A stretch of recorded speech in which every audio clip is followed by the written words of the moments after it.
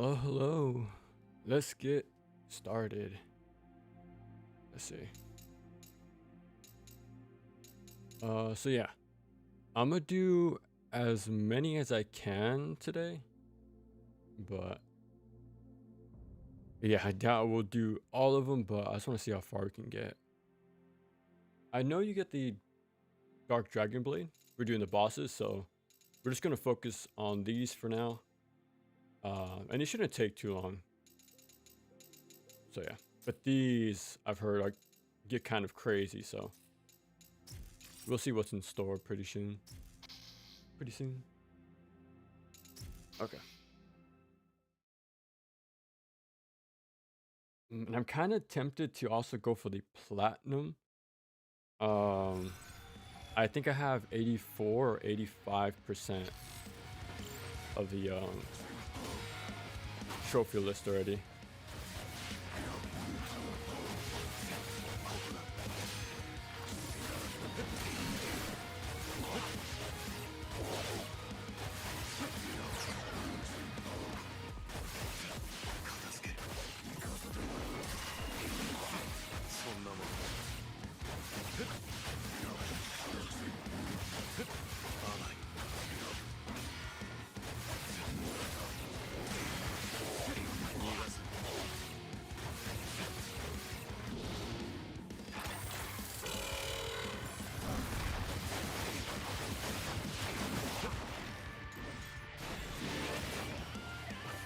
That would have made this a whole lot faster if I knew I had items.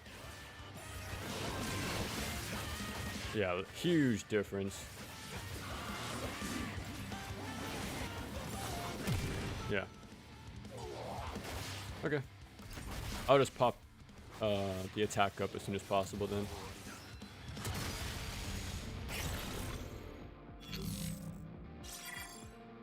$15,000.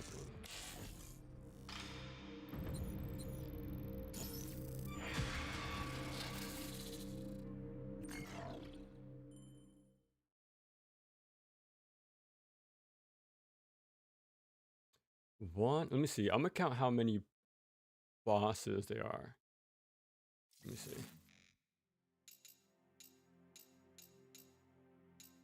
Okay. Got some ways to go. Yeah, the attack up potion should speed up the process. Because from what I've heard, this will give me the Dark Dragon Blade. I think in all missions, so. Yeah, that should be enough.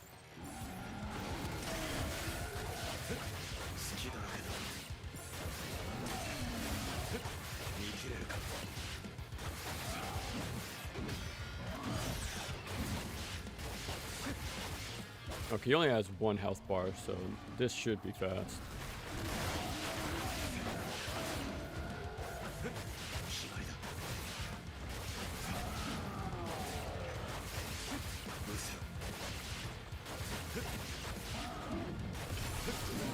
There we go.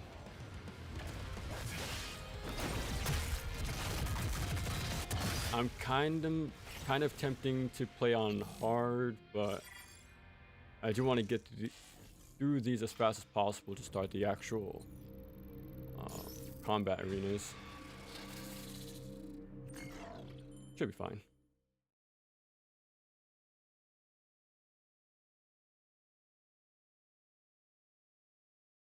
I think we'll see more load times in actual boss fights at this pace. We'll just kill him too quick.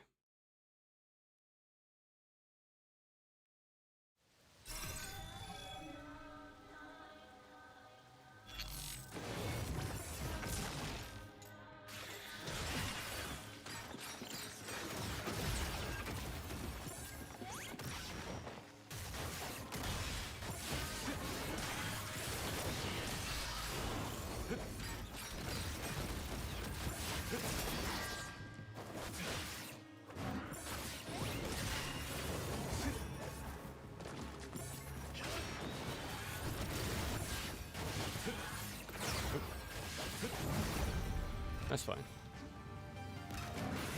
Oh, there wasn't the cutscene at the start. I kind of wish Chapter Challenge did that, but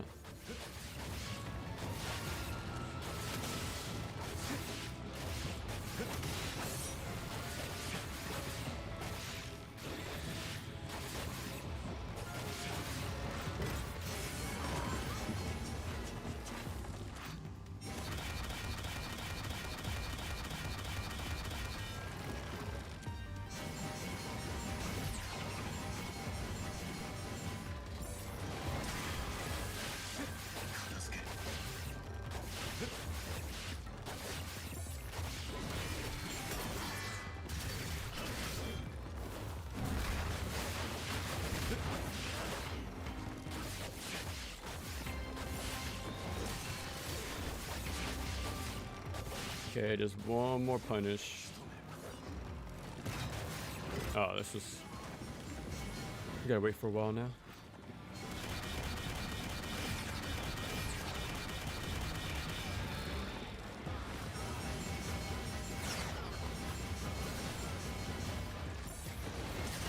There we go.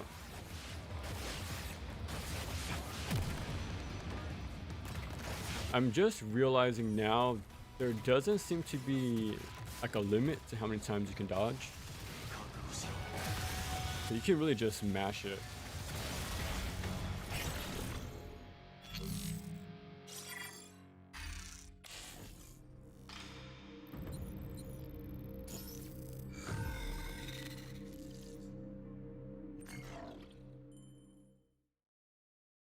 I wonder if it was the time spent or the items used is what made me lose the S rank.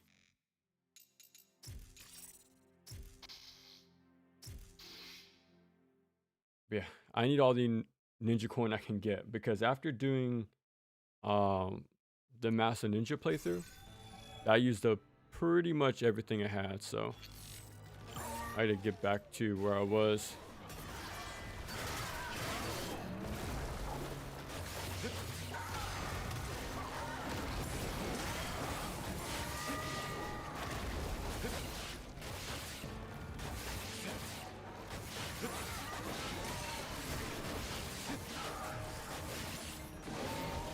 Oh, that's fine.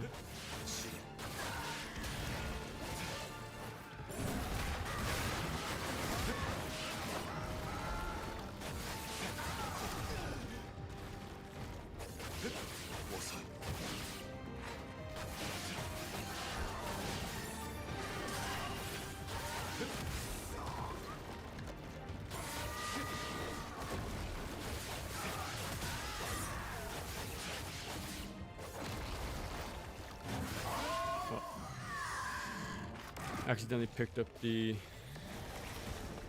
essence.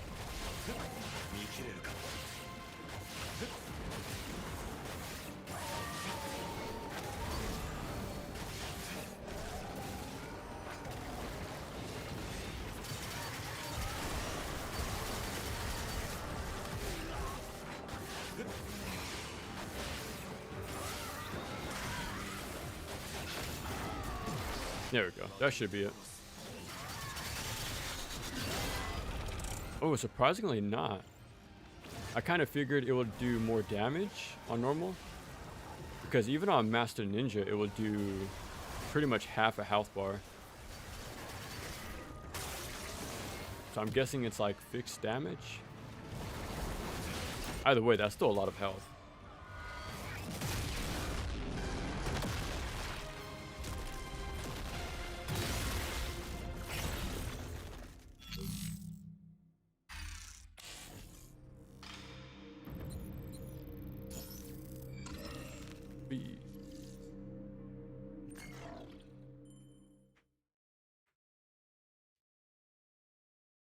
Yeah, I'm guessing using the extra items really make a difference between S and any other rank. Oh, if I can mess with my equipment, I'm definitely putting on the forgot what it was called, but improve my projectile damage. Let me see. Oh, I can. Okay. Yeah, actually, let me just put on everything damage. I'm not playing Master Ninja anymore.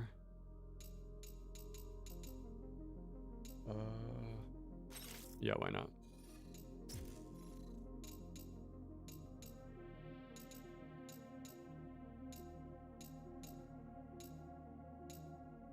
Here we go.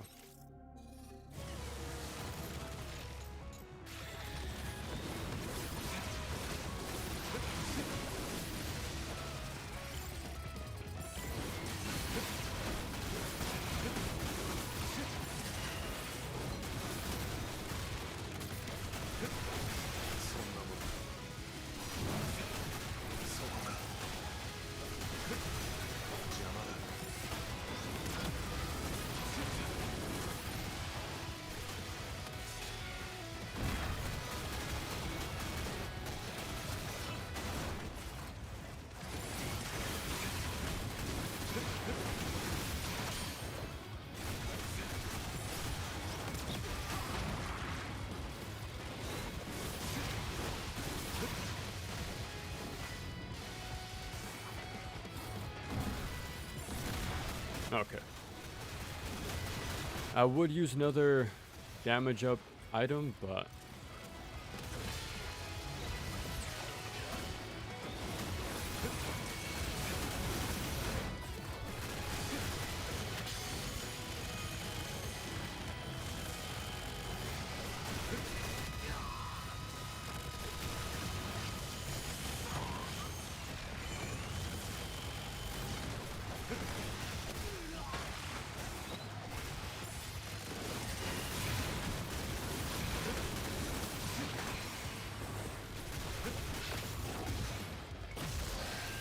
yeah, that should be it. I wonder if it's just percentage based, maybe? I don't know, because that was definitely a lot less, even compared to like my Master Ninja run. On that difficulty, it did like 50%.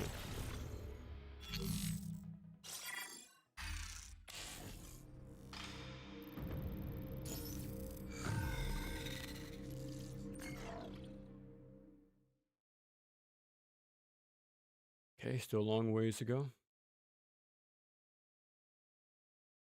I doubt I'll even use the Dragon Blade, but I'm mostly doing it for completion and for the trophy. But yeah, I'm still debating if I want the platinum.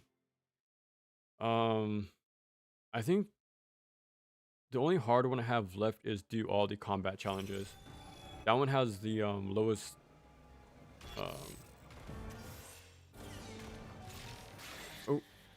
well, no more damage. The lowest achieve rate, so that might be my next hurdle, but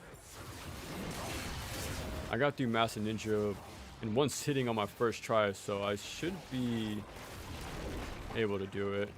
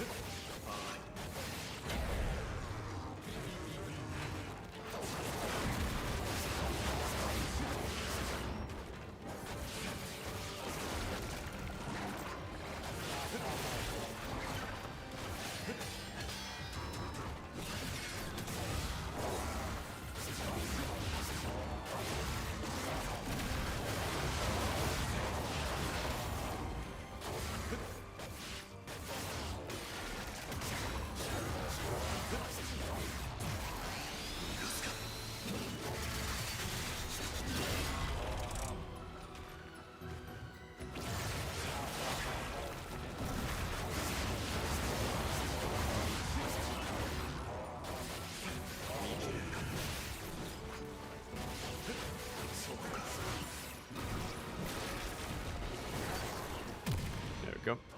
I'm still really surprised the Berserk finisher didn't do more damage. There has to be some sort of percentage thing going on.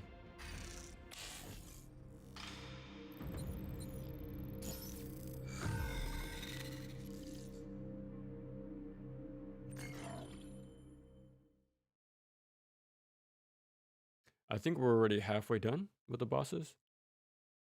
Let me see. Oh, okay, yeah.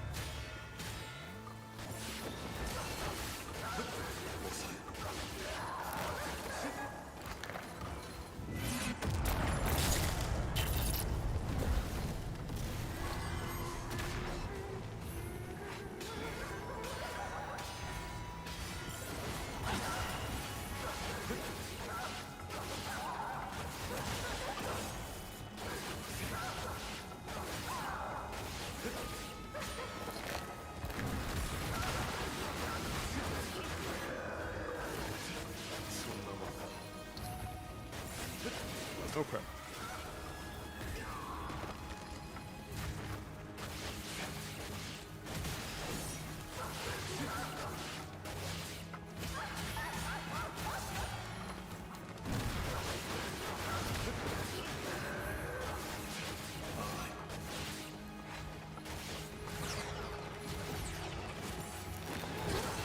That's it.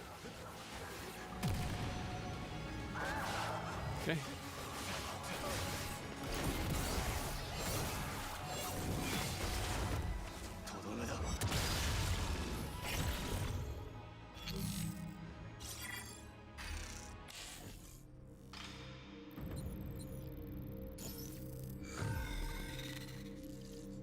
I wonder what's stopping me from getting the S. It might be the techniques, but who knows? Ryu not being the main protagonist is what made the game sell poorly. I think it's a negative for like a select few, but for the vast majority, I don't think it was a massive deciding factor. I am kind of curious why it's still not really successful, like larger, but sometimes I think it's like the reputation. Oh, one sec.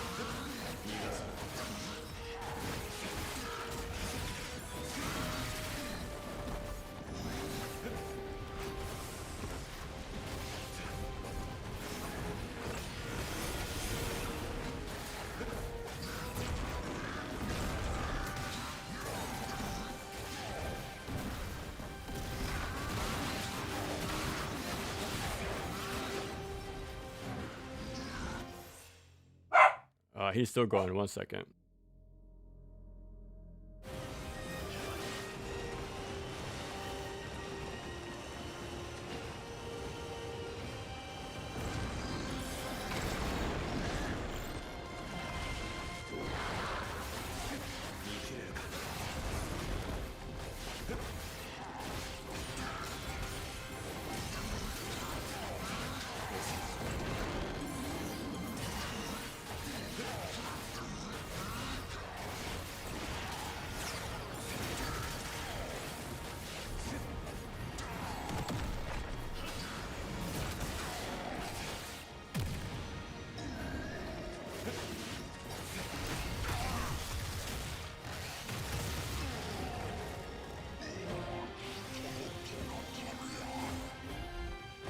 Okay. He was rooting for the other team. He saw me fighting the dog, so. But yeah, sometimes I think it's the like the hard reputation maybe that's like scaring people off, but that sort of thing worked for, the Soul series, so I'm not too sure, you know, that was like the big marketing, right, for that game. So, I don't know I don't know what it is about Ninja Gaiden that makes it still um so niche for the larging community, like gaming community, but slowly slowly though, it seems to be getting into more people's hands. Like especially with the Master Collection, I seemed like that had like a decent push um to more players. Yeah. It seemed like this was going to be the chance to hit it big again because it seemed like Xbox was really pushing it uh, as best as it could. Like every other month or 2 months, we had like a new trailer out there, whether it be for the controller, or, like story, characters, um, even like really emphasizing the difficulty options was another thing they did, like to give people that assurance that they can play the game if they are kind of scared of it. But hopefully it picks up steam though, because I think this game is pretty damn good. I consider it my game of the year right now, but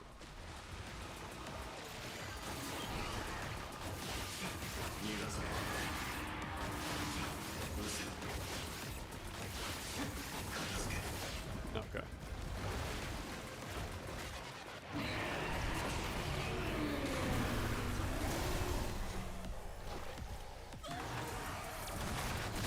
Yeah, I would release a little too early and hit like armor. But yeah, you have to wait for it to actually attack first.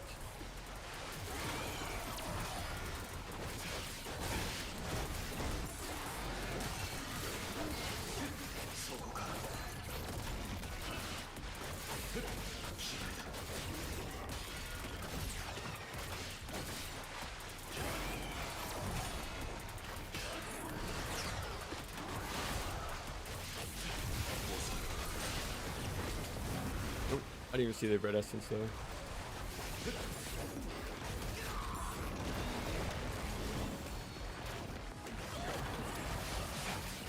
But if I can get Berserk, I should be fine.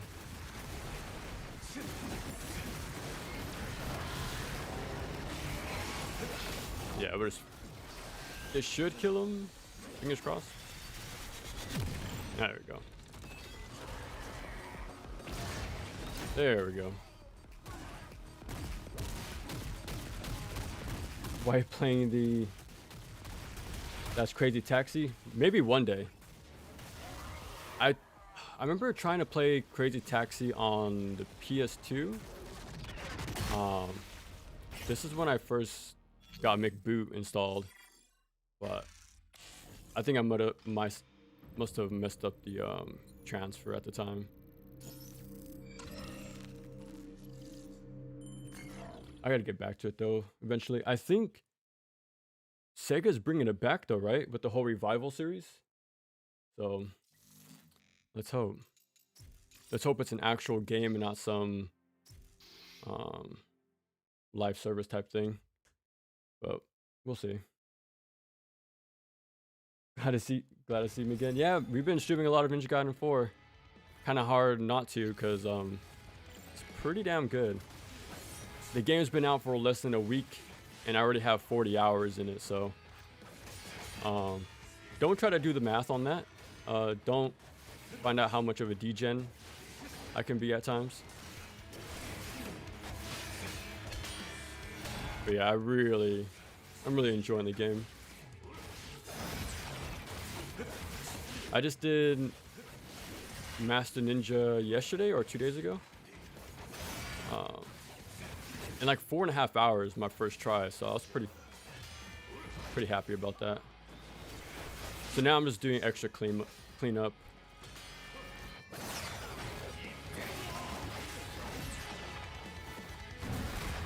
Like I did 100% for story stuff.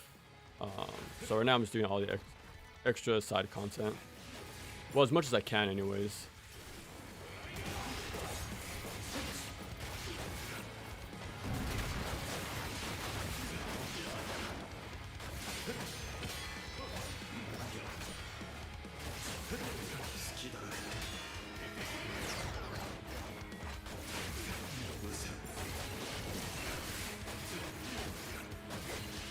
Yeah, as you can tell, my favorite weapon against bosses is the rapier. And for good reason. This thing has amazing, like, 1v1 damage. Like, I rarely use it in crowds, but on bosses, you have all the time in the world to land these hits. And it has, like, a very narrow, like, and precise hitbox. So, like, in normal gameplay, you don't really see it too much. But yeah, in bosses, that's where it shines a lot of the time.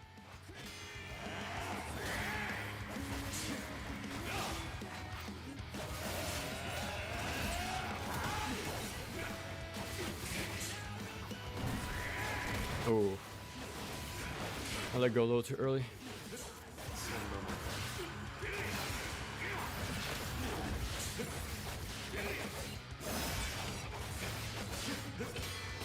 That should be the fight.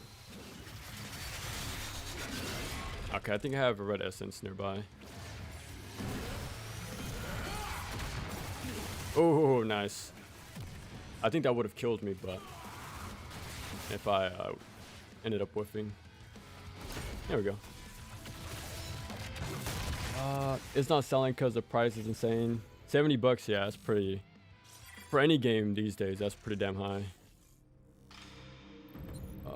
It's on Game Pass, so why buy it when you can... Yeah, exactly, right? Like, I always recommend people to try either GameFly or Game Pass. Like, try out any sort of rental service you can.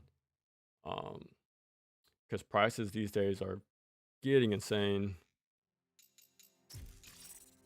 I like Ninja Gaiden, so of course I gotta support it. Ninja Gaiden 4 sold poorly. That's the impression I get, but from like videos that's popping up on my homepage, like recommendations, it seems like everybody's liking it. Oh, let me swap back.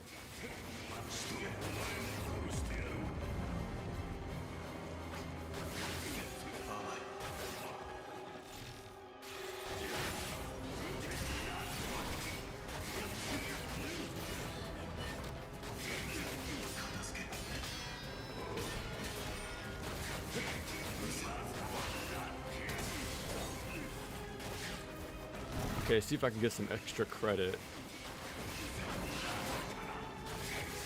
Oh wow, that's a really good start.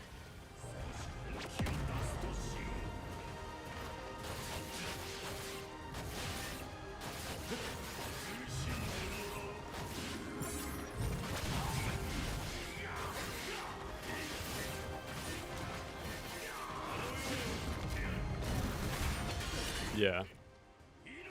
Your UT doesn't get iframes through that grab, sadly.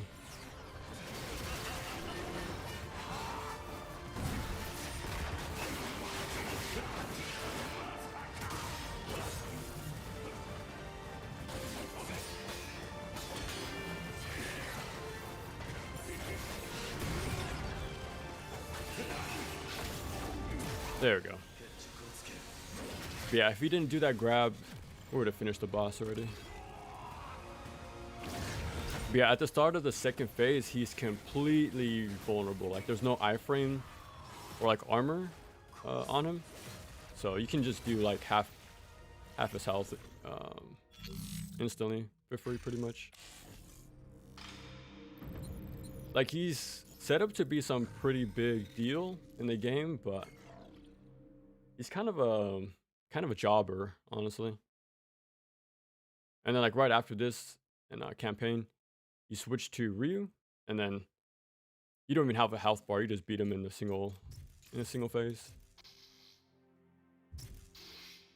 You have to kind of afford $70, right? Yeah, games in general are just way too damn pricey. Yeah, it's in Game Pass. $103 for the base edition. Is it like a regional thing, or did you end up buying like the deluxe stuff as well?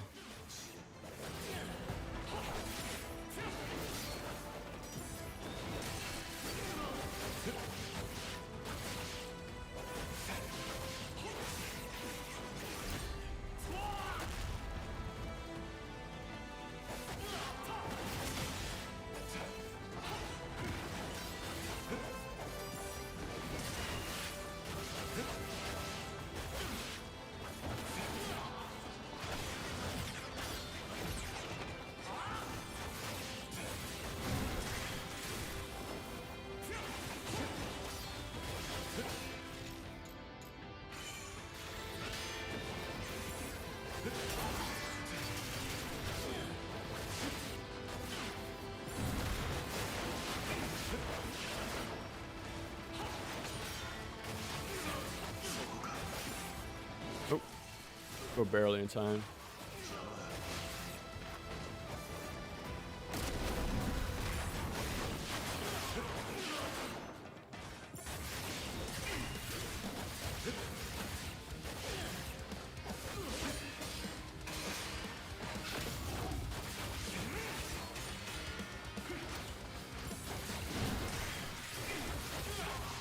Okay, and this should be it right here. Really? There we go. Easy peasy. Oh, Canadian, okay. Ryu and the Blood Raven Ninja guy can switch weapons on the fly. Yeah, they can. Ryu only has one weapon. Well, the DLC will add more, so I'm kind of curious how they'll work that out. Because right now his D-pad is used for the Nimpo hot swapping. So how they are gonna overlap that control scheme. So yeah. Either we have to double press on the D-pad maybe to access like a secondary window, but that's my only guess anyways. I just hope they give him more than one weapon.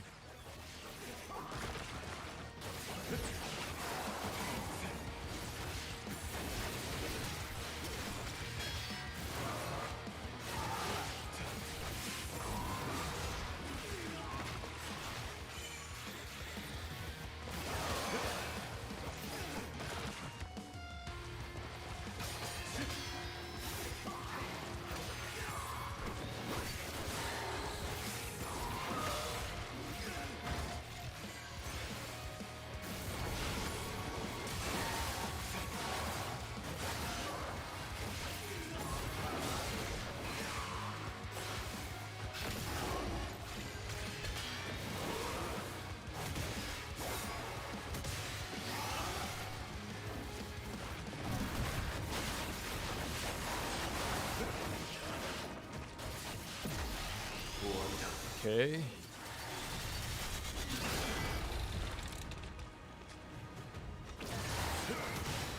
Oh.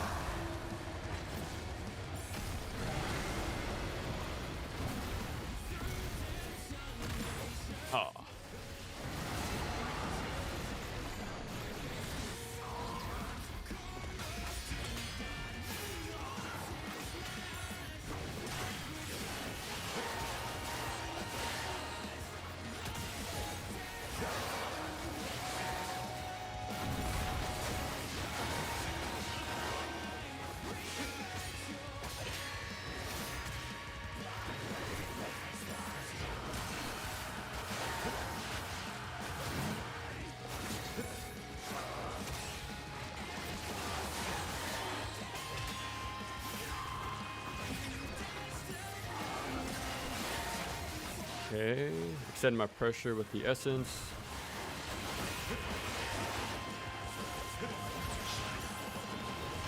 Oh, we got lucky.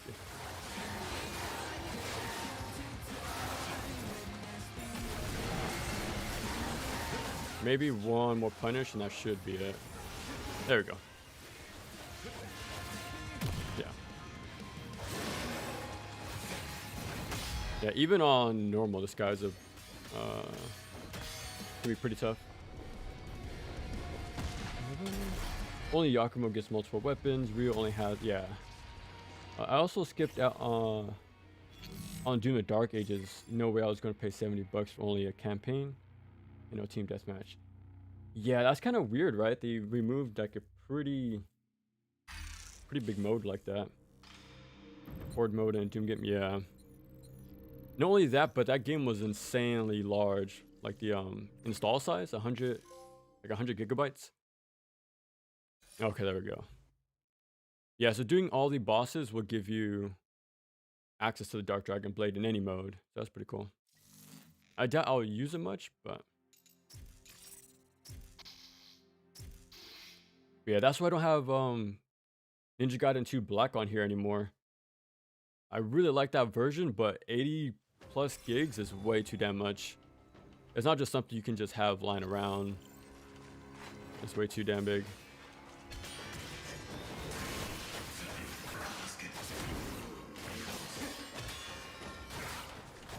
And actually, that's something I really like about this game. The install size is only 23 gigabytes. In the day and age where everything, like I said, is 100 gigabytes minimum, it seems. I'm really glad somebody can optimize their game and compress files well.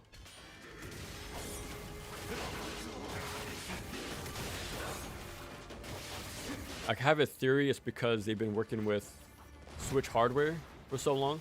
Like they had no choice but to manage their files correctly. Because this is on Platinum Engine, I think. Yeah, so maybe they just have more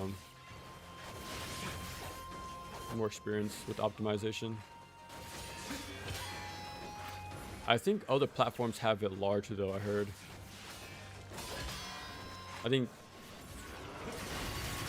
50 on Xbox and even larger on PC from what I've heard.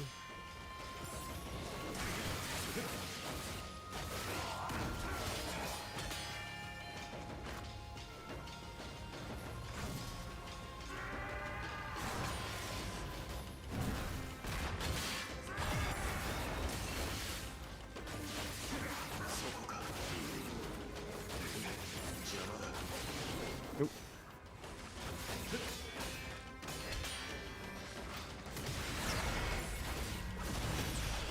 That's fine, that's fine.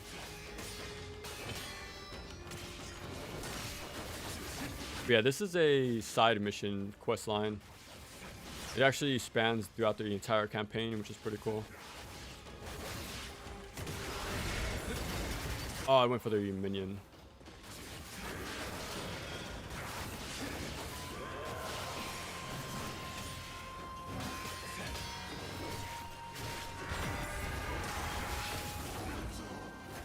Oh, I always hate that. When I activate the berserk phase, I grab onto like a little interactable things.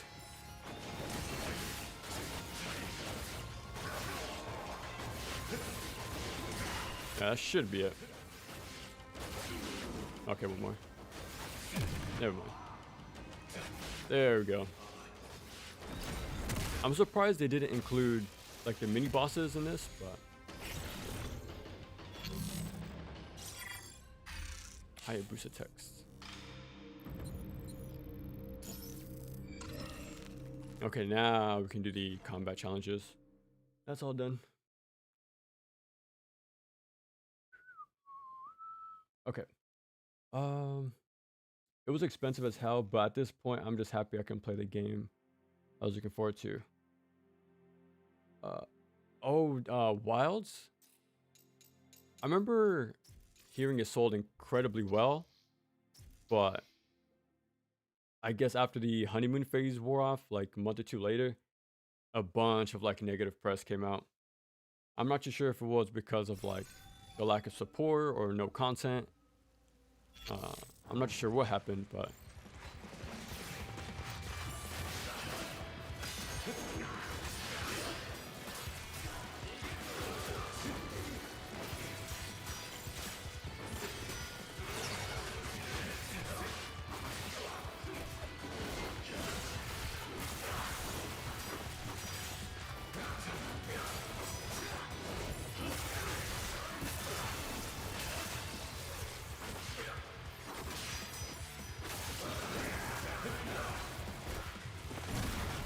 I was trying to launch one of the guys into the air so I can guillotine throw one of the flyers, but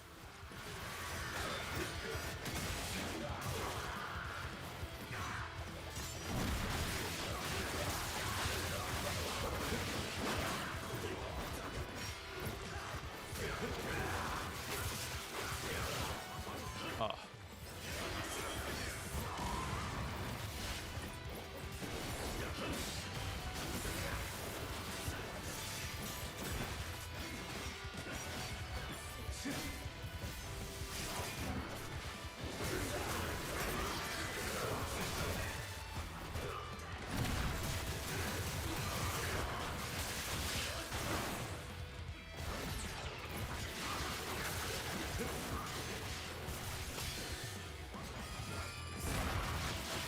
Mm, I'm not sure if there's a second wave after this, so I'm gonna save my berserk for now.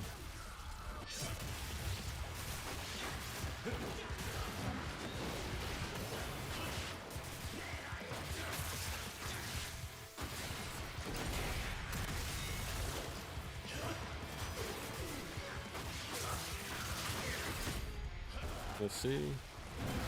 Okay, yeah, there is.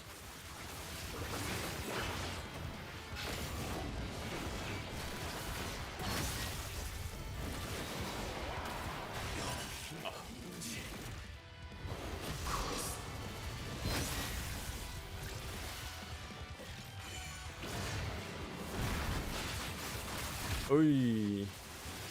Okay, UT still. They don't pause the timer. Okay.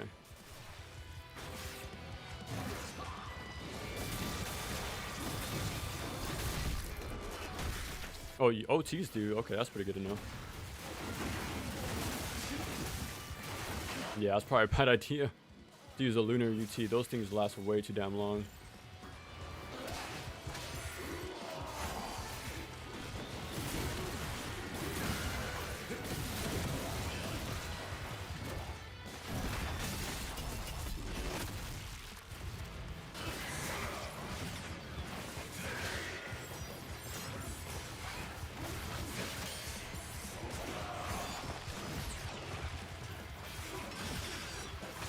I'm trying to use this blood essence. There we go.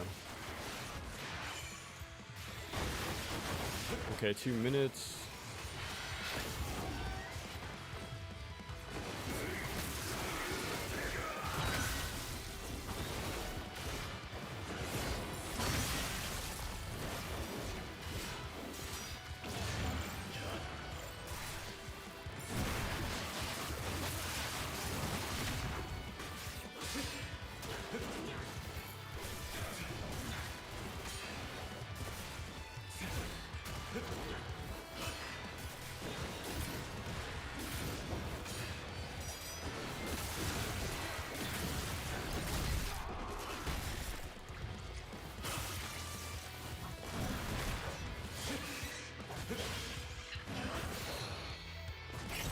Okay. Okay. Yeah, and these I've noticed you can't change the difficulty, so it's all predetermined. And I think one of them you have to beat a whole crowd without taking a single hit, so fingers crossed. The music's pretty good. Yeah, the uh especially like the one we just heard with the like the Shadow Yakumo. That was a good boss fight song right there. Ninja Gaiden 2 Sigma and NG3 has co-op. Yeah, originally they did, but In the Master Collection, they removed them, which sucks. There was like co-op mission mode as well as like clan battle in 3. I'm not sure if the PS3 version had it or not, but the Wii U did for sure.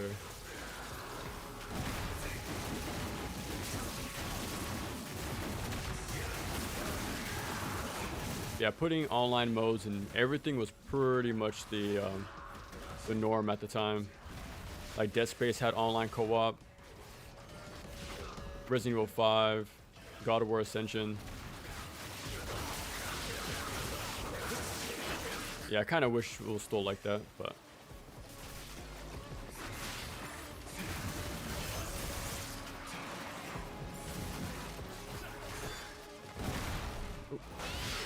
oh well, I actually stopped it.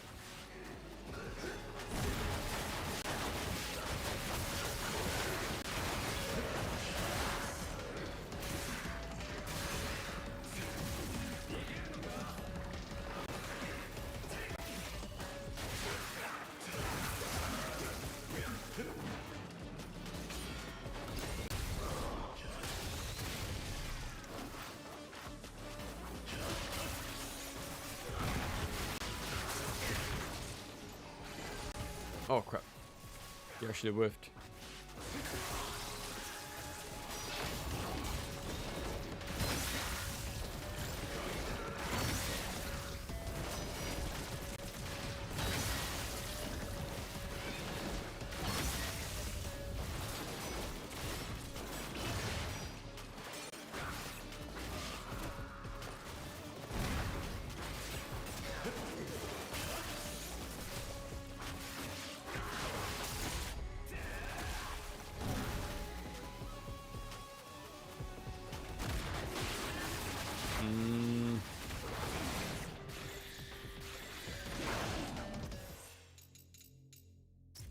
I just noticed the challenge, like the little gimmick.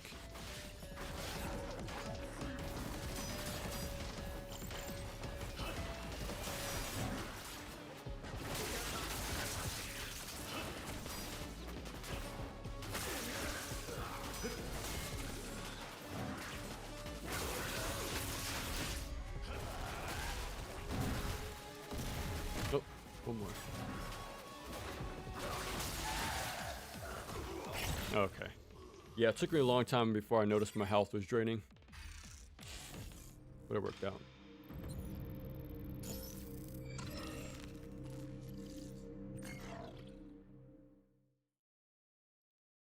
Okay, are you gonna try to do Death Wish? Oh no.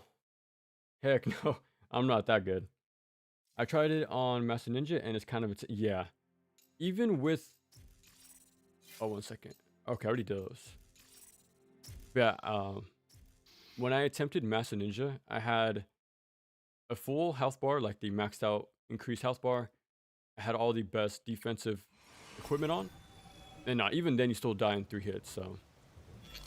Yeah, it's kind of insane. So I can only imagine how it is without any defensive abilities. Like a worse guard. I think no defensive abilities in general. Which is kind of crazy. What was Berserk? Oh, by the time I read what was happening, I died. Okay, so this is the one-hit challenge I was hearing about. Okay.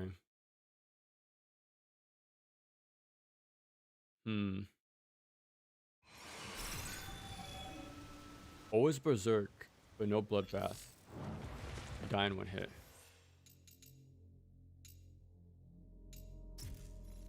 Let me try. I'm just gonna go full toolbox for this then.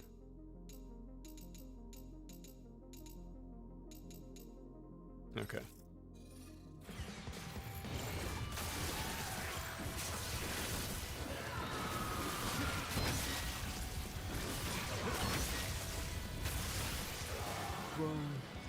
Oh crap.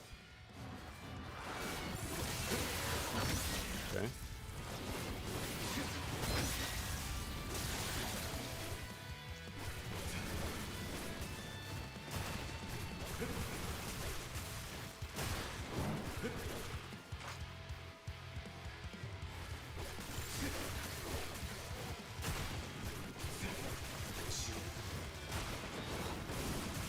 Yeah, why does this zombie have so much health? Okay, please get some of them. It just takes a single straight hit. Yeah. I'll try one more time. But I feel like this is going to be a tricky one.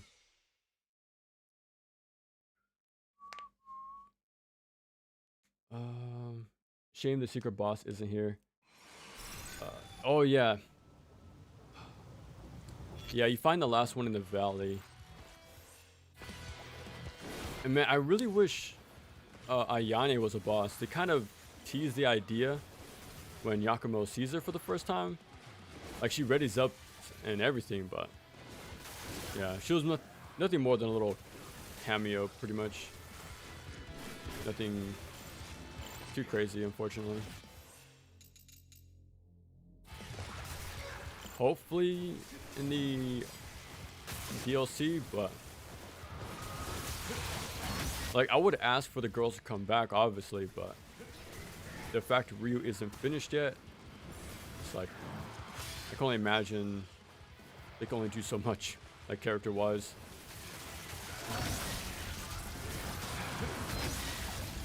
So as long as she can be a boss, then I'll be fine with that. Oh my god. Yeah, we'll come back to this a little later. Give up.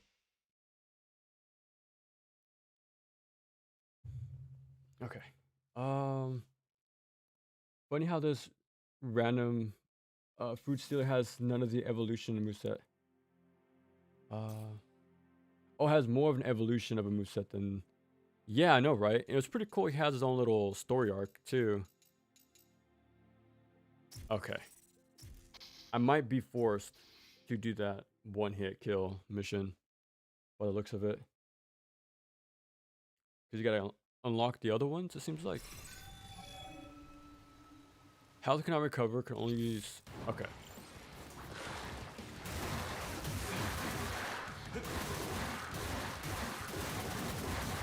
Okay. Looks like the fish can't fly up to me, so it looks like we found a strat already. Okay, we're just gonna do this.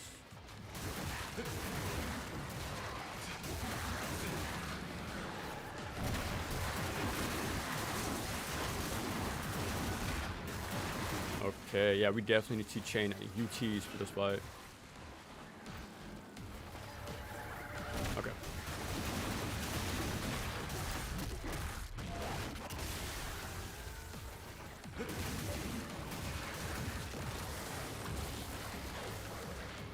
So that's reducing damage.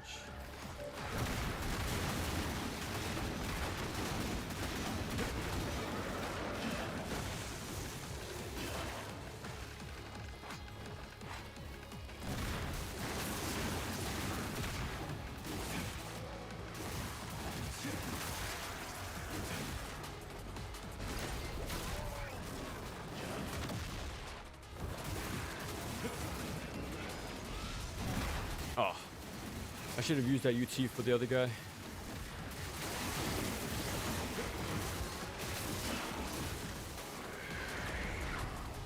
There we go. Alright, you got delimbed? Okay, that's good.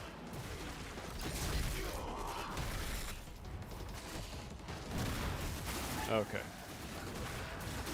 Monster Hunter Wild Spot off on PC because it didn't fix it. And it's practically 6 months. That's crazy. And they kind of just left it for dead. Like, I wonder why, because if it sold so well, why not just really put some manpower behind it? But I guess not. Is it just PC's curse to have like bad initial support on a lot of larger games these days?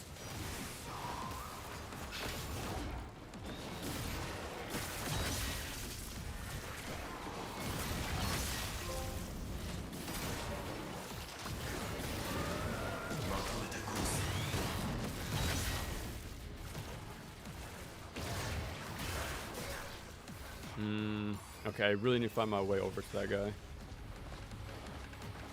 Yeah, this is a clear reason to have on-landing jumps back. It's really unfortunate they took him out, but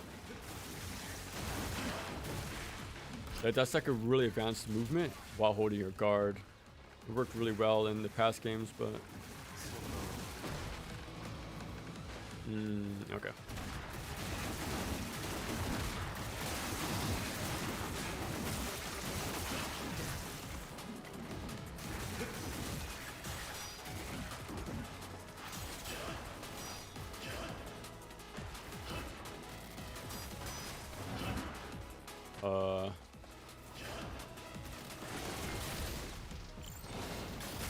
There you go.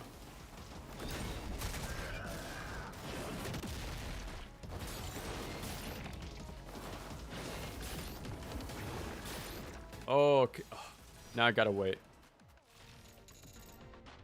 There you go.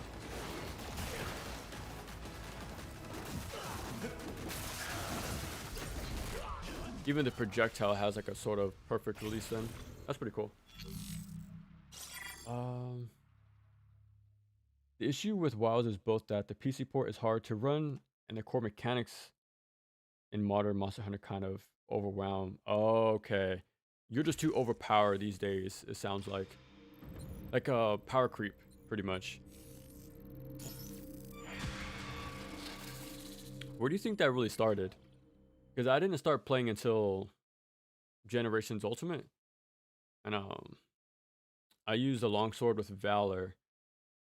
With the whole sheathing parry stance thing.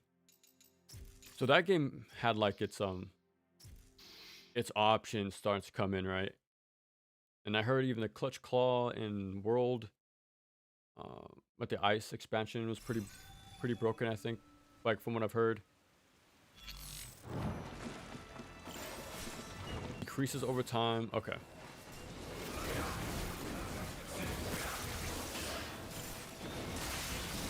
Oh wow, just a single slice, delimbs.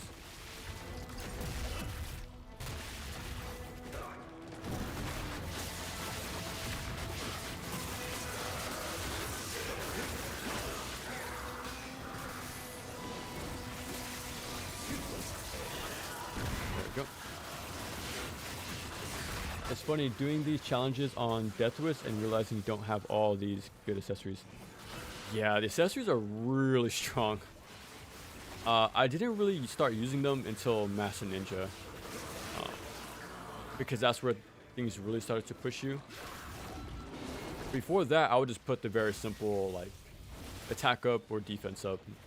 Like, that's pretty much it.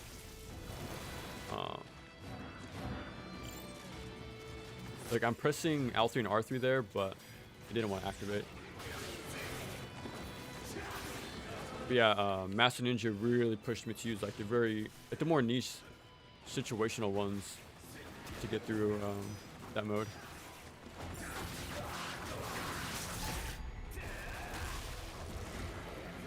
Okay.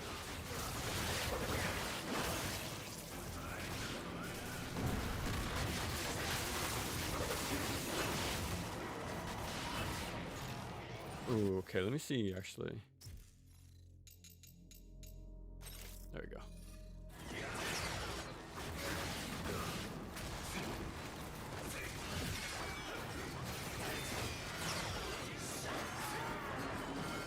There we go. I was just trying to get my own landing. I'm gonna try to avoid using health items. Okay, OTs can like help mitigate, but pretty low in health right now.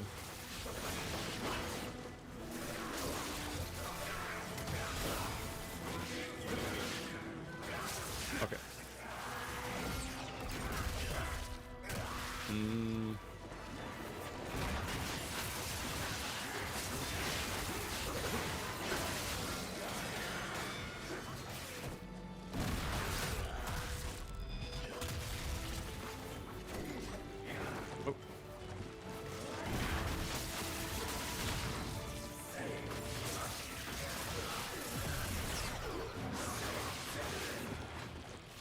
Oh, they don't give me anything. Oh, that's kind of bad.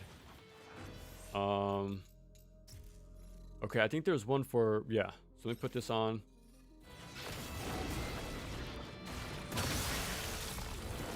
I didn't get much, but at least I'm not on the brink of death right now.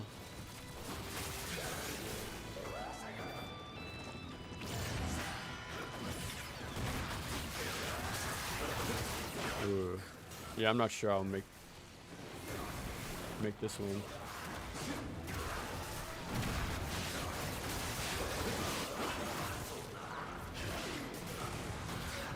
Okay.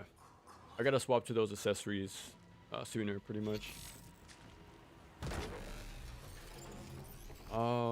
First time seeing live, I liked how the NES games handled story. Yeah, the like Ryu was more like emotive in that game too. Like he had a lot more character. They toned him down in the 3D games, but like watch the ending cutscene for the first NES Ninja Gaiden. Like, you just see him smooth talk. Um, Irene at the end, pretty funny. Does ng4 approach stories similar to NES games?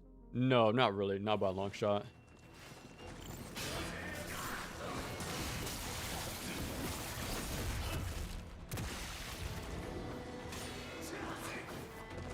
Okay.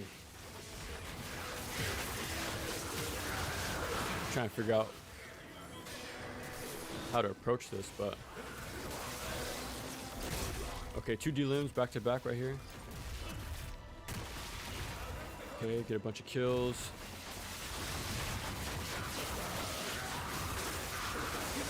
Yeah, I think the only 3D 3D Ninja Gaiden game that came close to the NES ones was Ninja Gaiden 2. Like that game's story is pretty much 101 to the first Ninja Gaiden. Like you find the little demon statue, someone jumps in and steals it away. Your dad has a fight with a rival clan. Your globe-trotting adventure, trying to hunt them down. Yeah, it's pretty much like very 101 to the first Ninja Gaiden. That's not really brought up much when people discuss that game, but that's one of the reasons why I like it so much.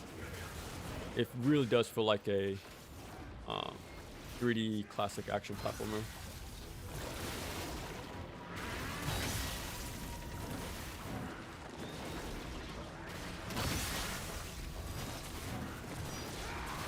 Oh, okay, it went through still, but I took a lot of chip damage right there. Okay. Okay, Berserker's a third way done. Okay, that's a D-limb.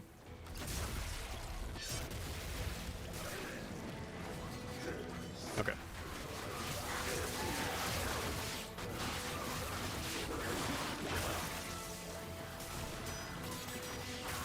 Oh. There we go.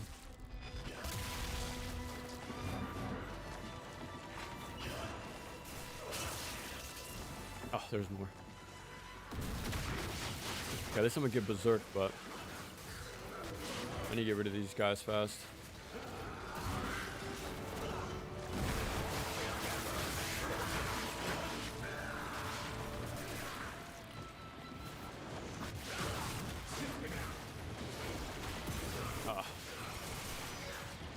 Okay. We need all the health we can get.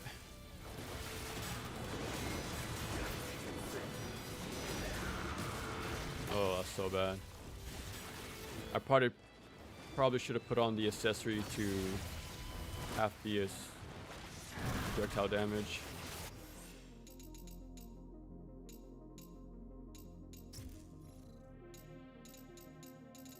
It's kind of too late now, but I'll do that next time.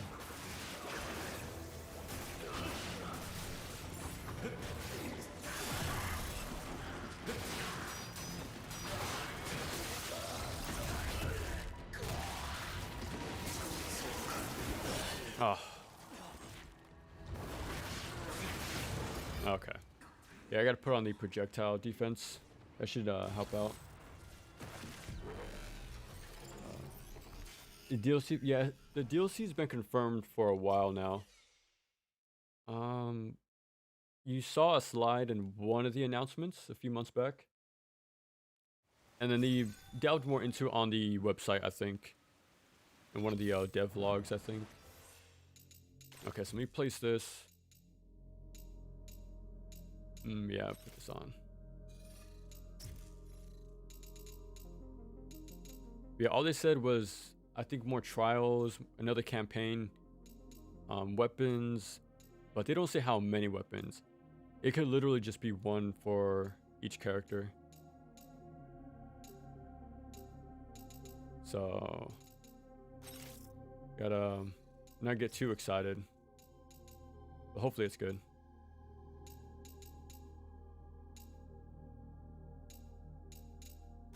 Okay.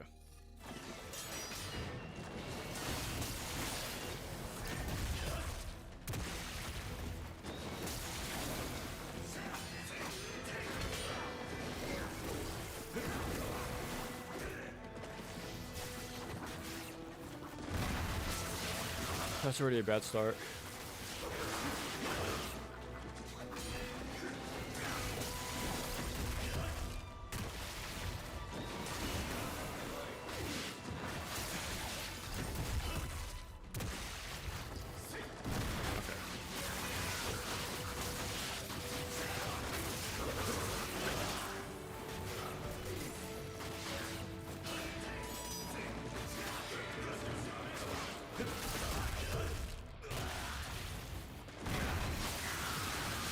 Okay, already getting Berserk is good.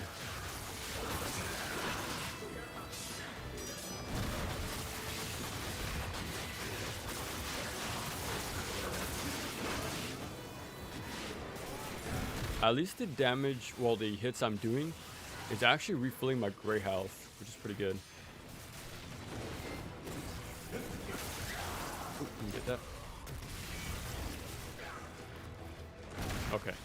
This should be the end of the first phase. Get everybody close together. Okay.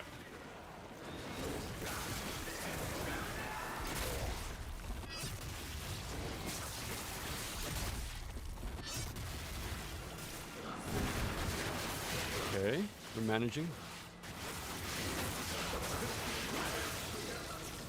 Yeah, let me toss everybody in the corner again.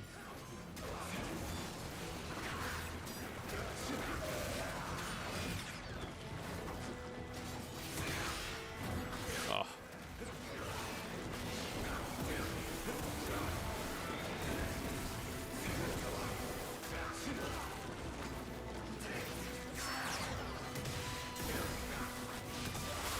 Okay, there we go, there we go.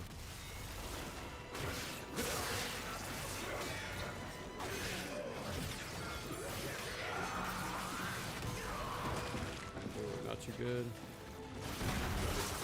And I got hit right before I UT'd.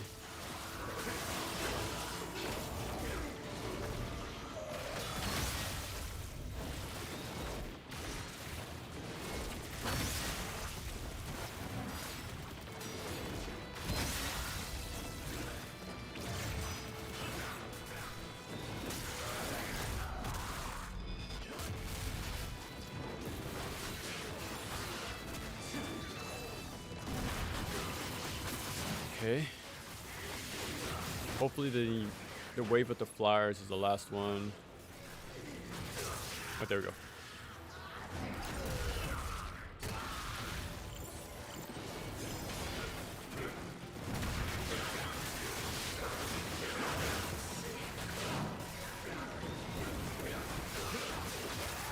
Okay, someone got delimbed. Okay, I'm really glad they're grouped up right here. The collateral damage. Everyone over here. Okay, that should be fine.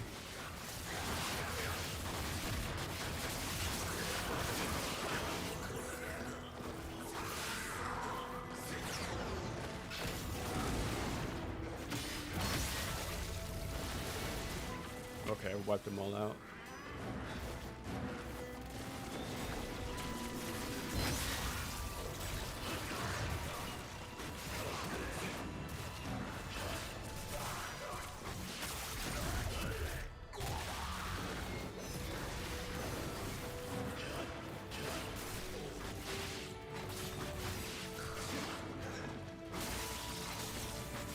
If only can OT headless enemies.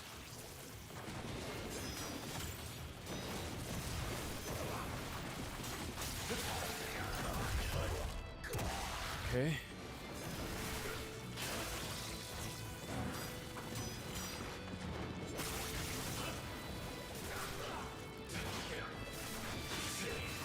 Oh, there's still more. This isn't good. I need a miracle.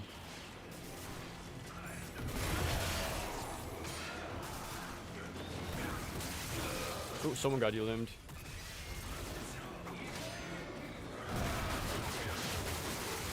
I'm about to get berserk.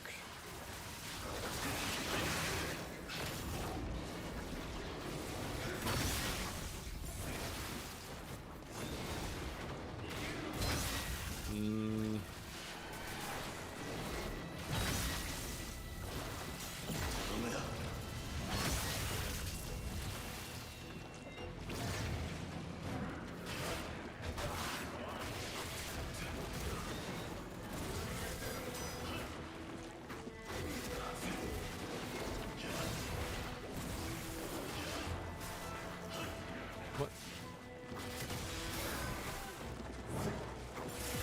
Oh, no, no, no, no. I think we're close.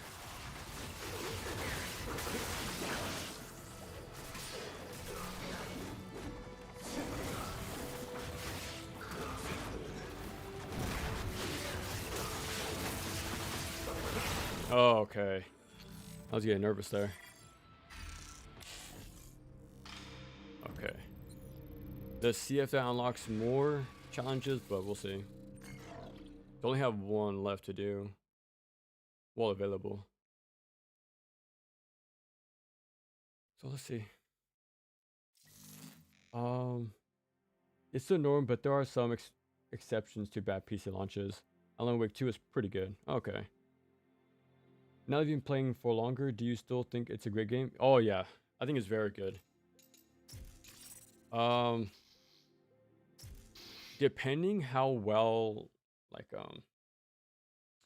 how much the DLC adds, it might go above Razor's Edge for me. Like, it's really close. Like, I think Razor's Edge is like the complete package of a game.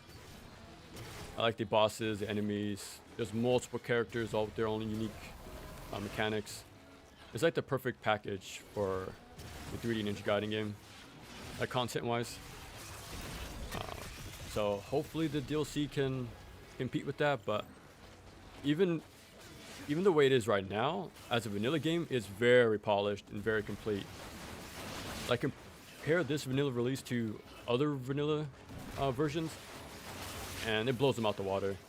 There's already mission mode, there's a boss rush, 2 characters, but I do consider Ryu an afterthought in this game. Yeah, I already like the enemies, the bosses. There's no like broken AI loops in this game. Yeah, it's a very like complete, polished game compared to the previous vanilla versions.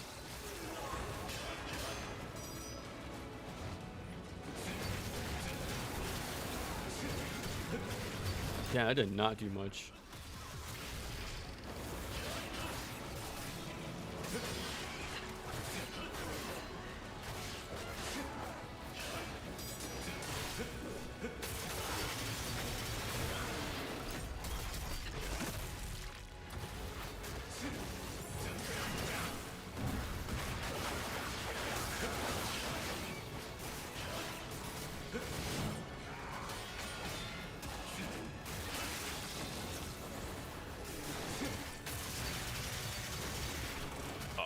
Let go a little too early.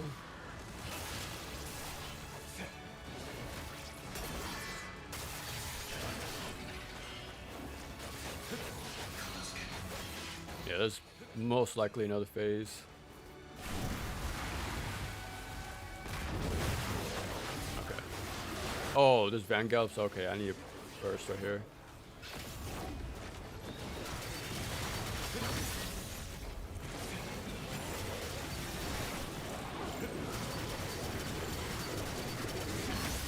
Nice.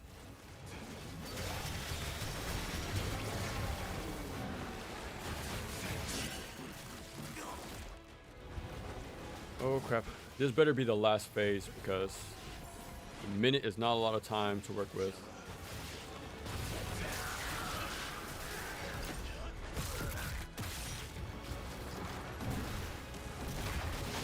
Okay.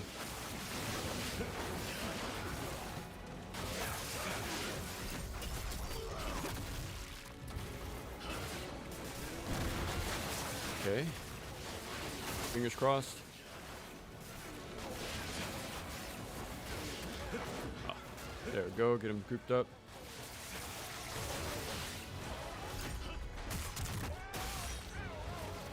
Nice. I'm a huge DMC fan, but I really prefer ng4 over DMC5. Got all the achievements for 5 this year, and I can confidently say I'm not crazy about it. Yeah, I'll get to DMC5 well, not sometime soon. That's gonna be like a very large video in the future, but I already did a lot of those really back to back, so I need to take a break. I only finished it once and dropped it there, but that was with the base version. I never played the special edition. I have it now, but I've just been sitting on it until I did a video. Eventually, you know. But yeah, I'm glad you're liking ng4 though. Every Ninja Gaiden game is very different. So I'm excited to see all the new hardcore fans that's gonna back it up. Okay, so we have ourselves another one-hit mission. So let me skip it for now. Let's see what else we got.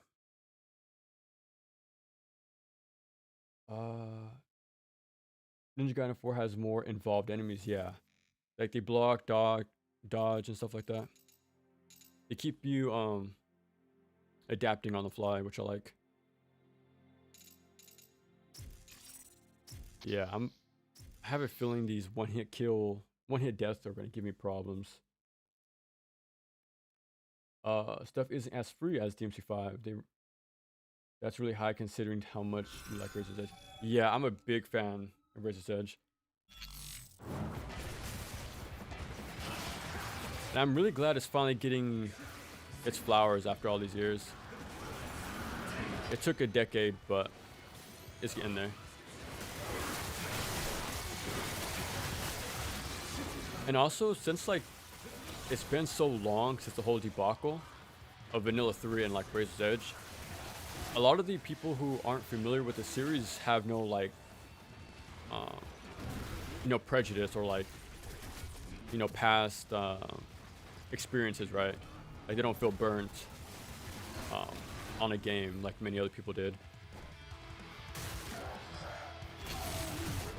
So they're coming to it with fresh eyes without any outside influence, somewhat, because like word of mouth is still pretty strong, right? And everyone heard 3 is bad, but you gotta try it for yourself. Wait. Oh, 30 seconds? Oh, okay. Okay, hold on. Let me swap. Let me put on attack. I need... This one can work too, actually. A random chance to... Okay, let me do that. Because that can be a good way to just get rid of everybody.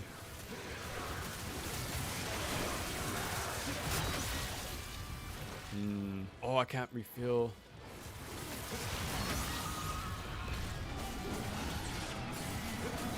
Yeah, I have meter for him. Yeah, so we're gonna have to do a little RNG mission.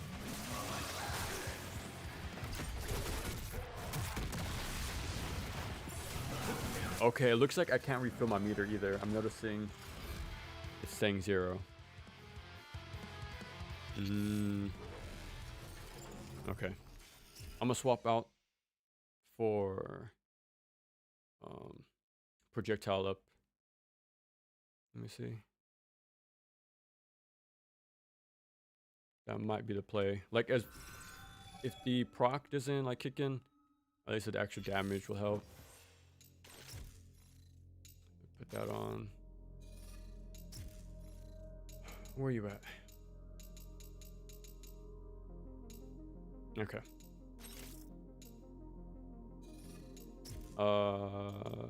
Yeah, why not?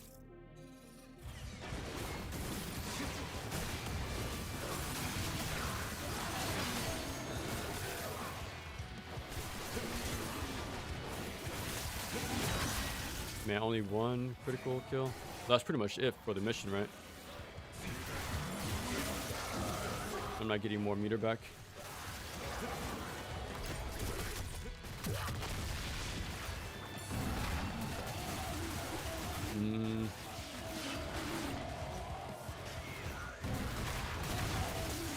Yeah, I really need to...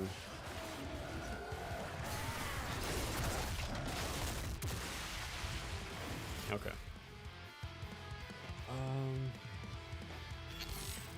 There's some AI loops, but they tend to break out. Okay. Our biggest problem with DMC5 is a horrible level design. Yeah, it's very linear, like formulaic. Visually, I'm not a big fan. To me, the whole game is like nothing but half ideas. Like there's co-op bowling in some missions, and you can't actually cooperate with each other. It's all like separate areas. And like there's multiple characters, but you can't play as them for the entire playthrough. When Razor's Edge did it like a decade before it. And like even Bayonetta 2 lets you play with people online in Bloody Palace and stuff like that. And you couldn't do that on the base game. Yeah, the game's like, there's a lot of half ideas to me, like poor execution all around.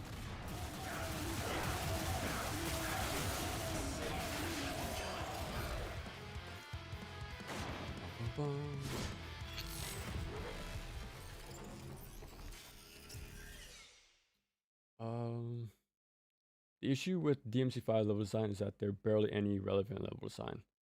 Yeah, and it's like a far cry from like 1 and 3, even 4. Like it had the collapsing floors to like keep you repositioning. Vaults had you do the same thing. The laser room had something similar to that as well. Like there was a lot of fun like level design, gimmicks, and stage hazards in that game.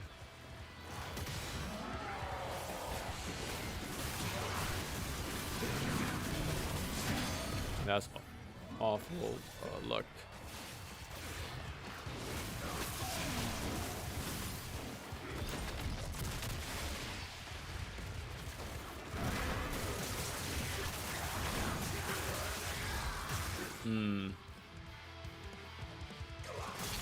Yeah, I think it's just all RNG. I just gotta hope for some good luck.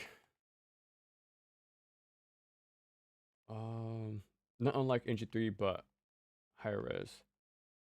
Ninja Gaiden 4 actually follows in the series vein with how much the environment actually matters. Yeah, 4 in this game, I was really surprised how much it actually played a role. Like there's a lot of like pits and gaps. There's some interesting layouts too, especially in chapter 11. Like I was throwing people off the ledges, I was putting them into walls and into corners, setting up crowd control scenarios, clustering enemies together.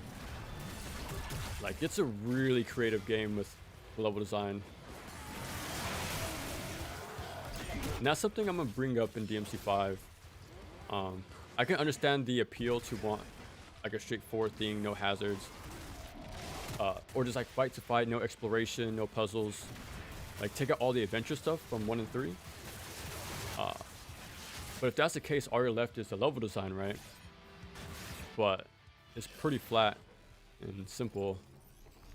And even beat 'em ups, they relied on stage hazards a lot. Like, as bad as Golden Axe is, the 360 game, they still had hazards. Um, yeah, God Hand had a lot of stage hazards. Shaolin Monks had stage hazards. And, you know, Streets of Rage 4 did that pretty damn well to keep level design and counter design pretty damn fresh. Double Dragon is pretty famous for its like pits and like the occasional platforming sections to like mix things up as well with combat. So like a huge thing for beat 'em ups is stage design and hazards. So to me, DMC5 fails on both fronts. It doesn't have good like adventure stuff and not good like beat 'em up esque layouts either. So, but we'll get there eventually. I got a lot to say about 5 when that happens. It'll take some time, but eventually.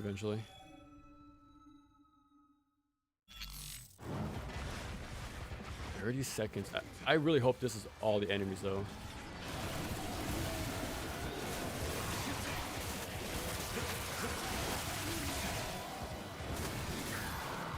Hmm.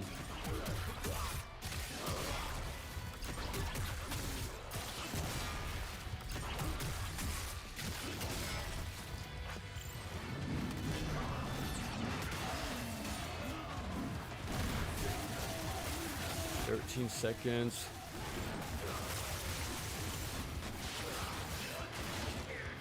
Oh, that's so much time wasted. Yeah. If time froze during UTs, I think I'll be able to do it.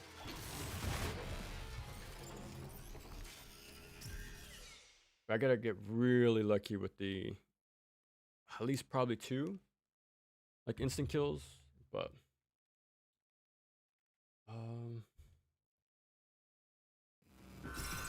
which is great. You really remember specific parts of levels with ng4 because yeah, especially playing the game very recently, I'm already instantly familiar with everything because that's how like stand out they are.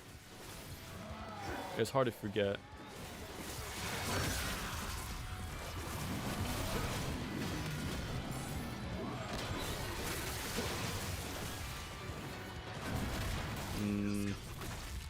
Yeah, that's pretty much a retry. I gotta get at least 2, I think. Good level design goes a long way. Yeah, a really long way. This year is my first time with the Ninja Gaiden series, and I'm already so invested. It's the perfect parallel. You see, efficiency over style. Yeah, that's why I like it so much. I like this sort of efficiency, sort of gameplay it promotes. Someone got removed.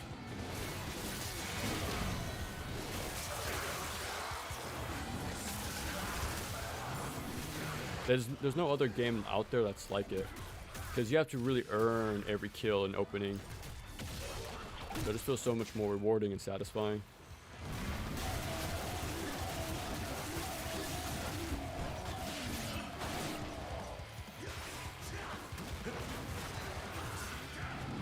Okay, let me look at something.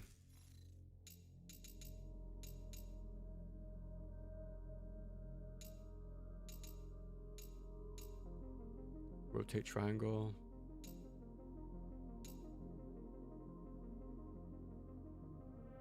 Maybe. I might have to get good with this one. Rotate square. That might be the key. But yeah, I'm glad you're liking Ninja Gaiden, especially as a newcomer. So I know it's a very different game, so you have to give it time. But it's well worth the investment to get good at these games. Because like once you know how to play one, it's easy to like adapt to the other ones. Like they all have the same basics, like the same fundamentals. It's just how you apply them is a bit differently, which I like.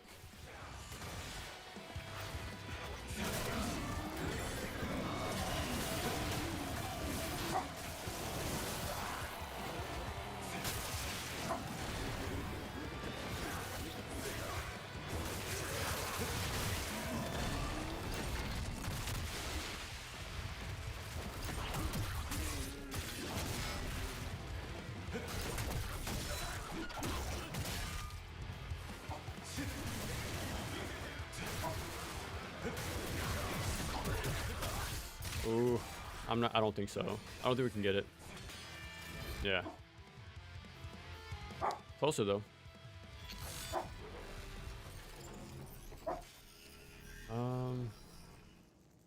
Okay.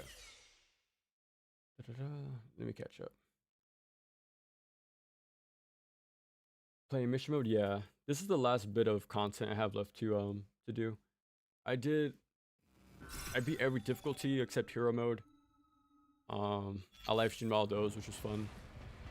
I got all the collectibles in story mode, so all I have left is mission stuff. The challenge I don't like because there's a specific way to complete them. Wind blades with Ryu into them. Yeah, they kind of remind me of like DMC secret missions, but they're kind of teaching you a secret strategy, right?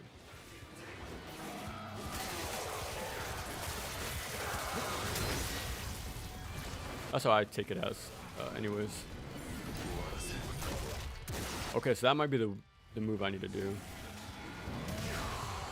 and maybe get a lot better at parries probably for the instant dealums.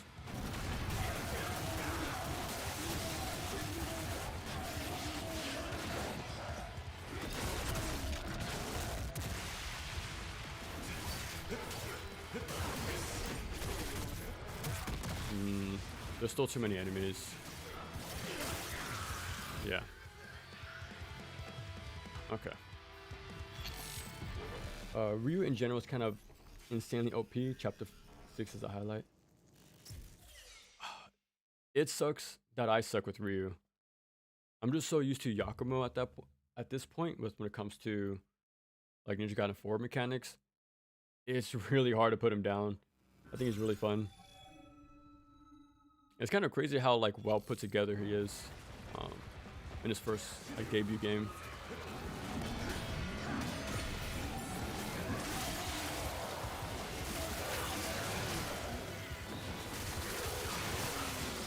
Really?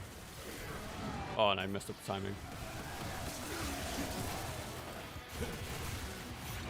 Someone got you.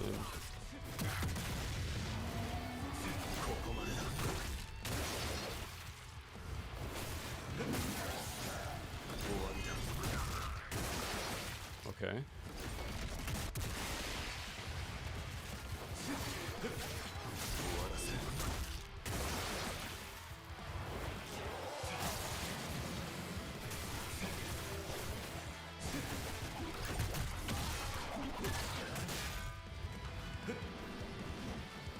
Oh, a secret Vangelf, bro.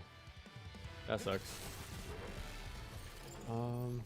Final Fight didn't really have stage hazards though, but the enemy design is so good that it didn't really matter. Yeah, and that's like enemy composition, right? And that's like the second layer to like encounter design. It's either the stages or the grouping of the enemies. Like either one is a really good way to improve your like combat, like encounters.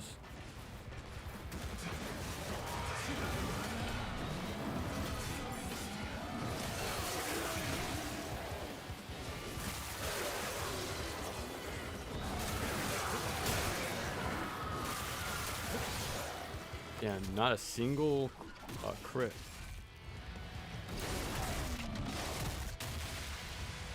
A lot of dealings at least, but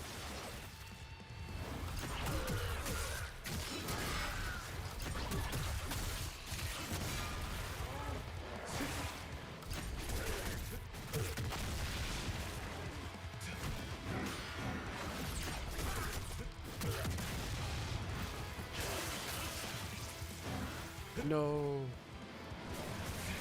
All the blood essence is gone. Oh no. How are you supposed to do this? Yeah, I don't think you can do it. If it was just the initial crowd, then maybe, but adding a Vangelf and a shooter, yeah, it's not gonna happen.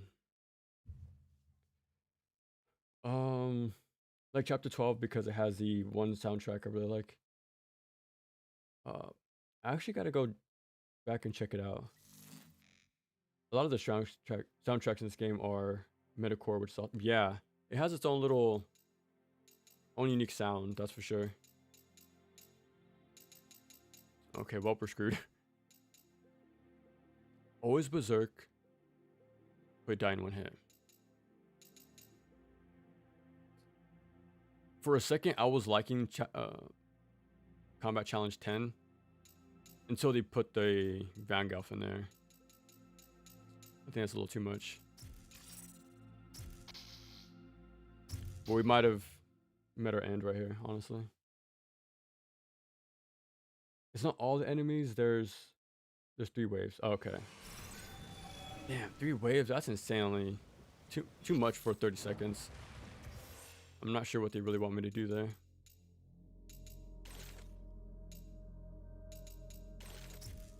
Well, actually, I can leave that on.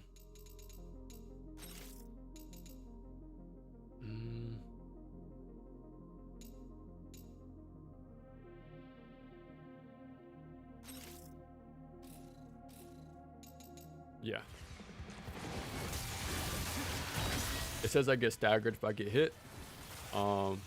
Where we don't plan to get hit in the first place.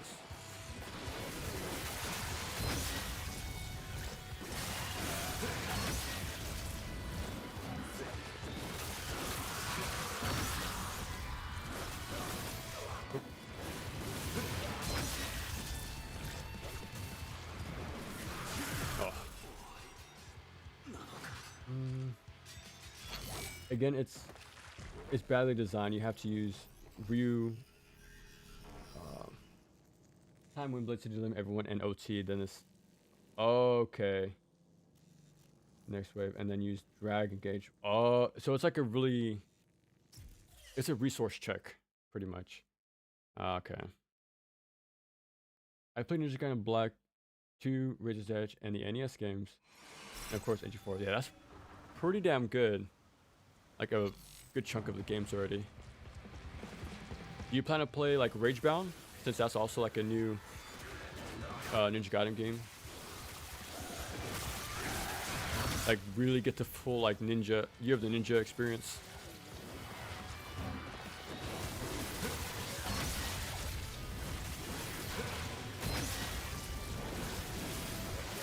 Bro. Wasn't guard buffering. Yeah, it's Battle Design Challenge, and there's another wave after Van Gogh. That's crazy. Yeah, we might have reached our end here, but I know PowerPix uploaded a guide for each challenge, so I'll probably do that some other time. Because if I can get this done, that's pretty much the next hardest trophy I have left to get.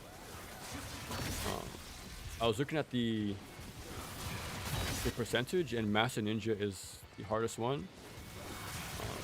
I already have that, so the next one is this, doing this stuff, but like you said, it's badly designed, so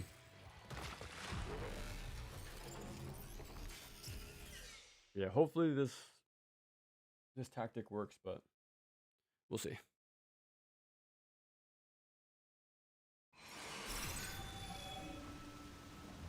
But no bloodbath. That's pretty funny because the item overrules that pretty much. Yeah, I watched the guide. Honestly, I wish the mission mode was more like the older games. Yeah, I remember doing a few in Vanilla 2. And yeah, it's pretty much like a select like an arena and just kill them pretty much. And there's also the survival ones that were pretty fun.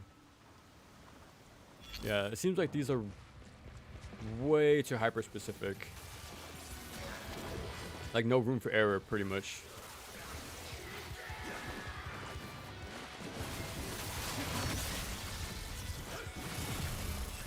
What kind of cruel joke is this? I wish you had access to all of them, but you kind of just pick and choose whatever you want, but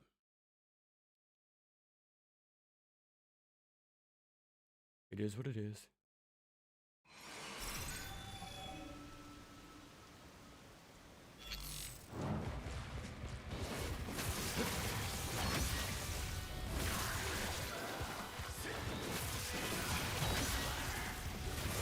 Oh wow. Yeah, I'll go back and try the other one with Ryu. Try that Wind Blade strat you mentioned. Wind Blade to limit everyone. OT. Save the essence to take out the next wave. And then Dragon Gauge. Okay.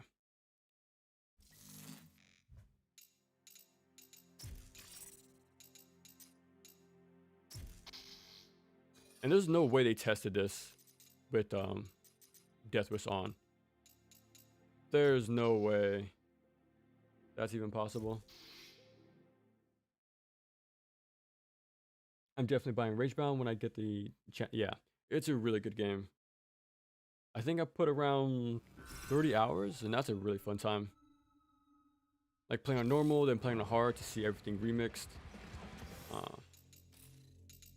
Yeah, it's a pretty fun time.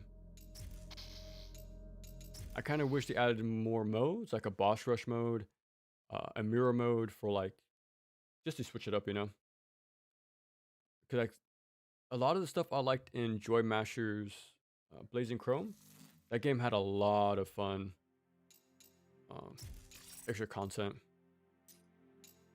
So I was really hoping Game Kitchen continues to support it, hopefully. The machine gun, DDO soldiers, and dangerous. Yeah. That's a very broken enemy to have in this sort of challenge. Let me get everyone together.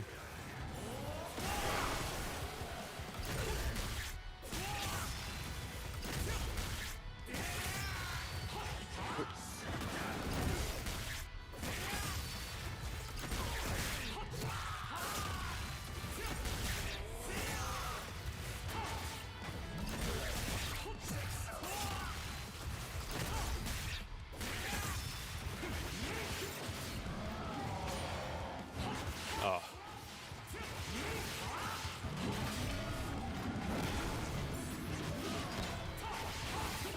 I must have got really bad luck then. Oh, and I didn't.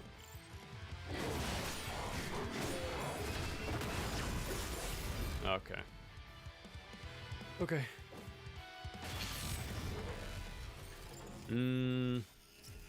Okay. Definitely more progress though. You have to time the wind blades for. Oh, okay, okay. Okay, that makes sense.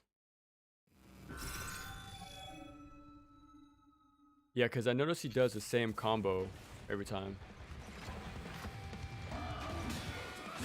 And here. Okay, make everyone's grouped up.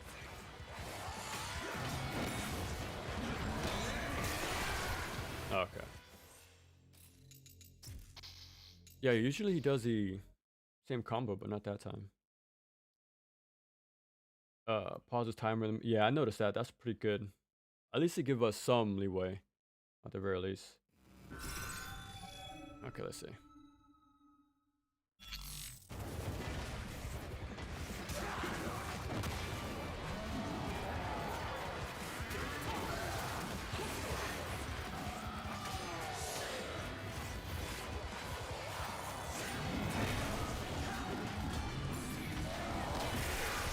Okay.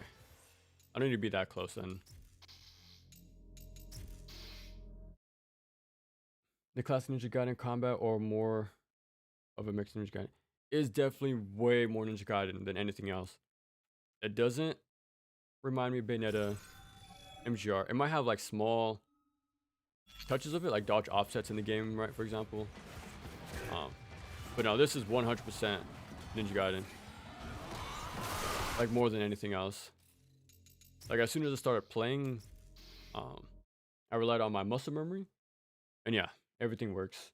Wind path, wind run, guillotine throws, D-limbs, OTs, crowd control, movement, positioning, guard buffers, everything works still. They did take out some stuff like on landing moves and like running attacks. and some other things, but they replace it with something else, which is good. But yeah, this is definitely an Ninja Gaiden game. I definitely would put it with the mainline trilogy for sure.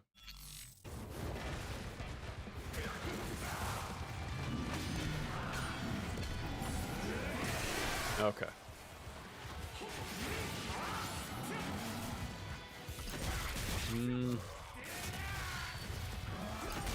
Okay, I'm gonna use some of this essence for this guy.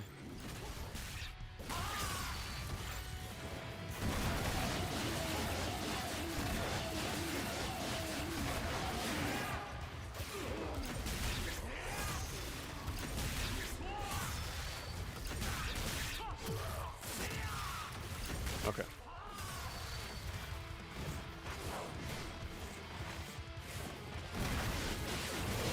Yeah, okay, I was hoping for the Vanguard to get in close.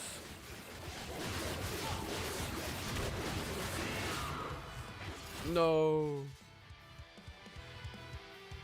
Yeah, the extra time I took to kill the giant is what messed me up. A bit of RNG, yeah.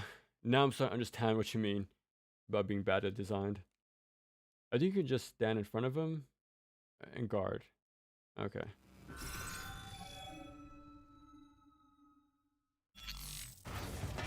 Yeah, so let me not bother.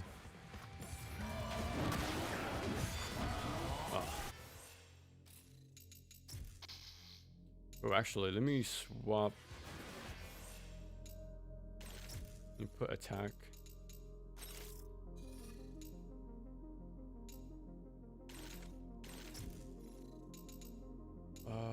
Let me find the one for more damage after OTs. Yeah, attack increase after OT. That might help, even in the slightest. Okay. Hopefully that saved, like my settings. I think you can just stand. Okay.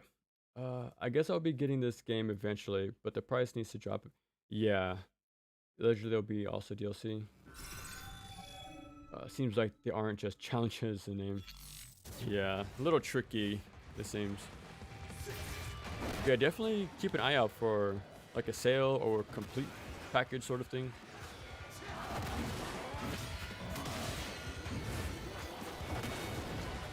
Because with what's here already, I have 40 hours in the game.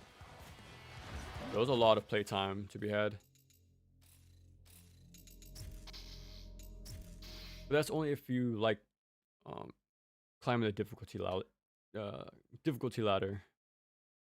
But if it's just a one and done thing, then really wait for a deep sale. An average playthrough took me about 4.5, 5 hours. And I like when my action games are shorter because it's easier to like memorize them and master them. And then come back for another playthrough pretty much.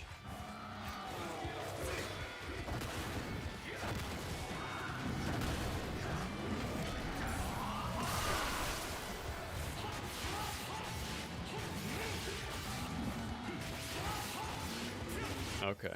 I guess it's not really worth attempting. If he's not delimbed. Is this about as good as Ninja Gaiden Black 2? Then I'm going to drop 40 bucks on this. I would consider better than 2 Black. That's for sure. Like 2 Black also had its issues, like not a lot of transferred content. Some tracking issues were still there. Not really the definitive version, but on a game on its own, it's really good. And same for Ninja Gaiden 4. Yeah, I think 2 Black is so good. I almost put it over Vanilla 2. Almost. If they fix chapter challenge and add all the costumes and content like survival mode, ninja race and stuff like that, then I will say that's the true definitive version. But for right now, it's a good game, but it doesn't live up to the Black moniker like NGB did. So that's the only disappointing part, but Everything else is really damn good.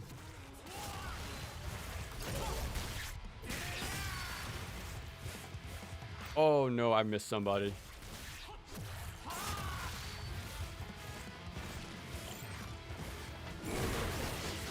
Okay, Van Gogh. Show me mercy.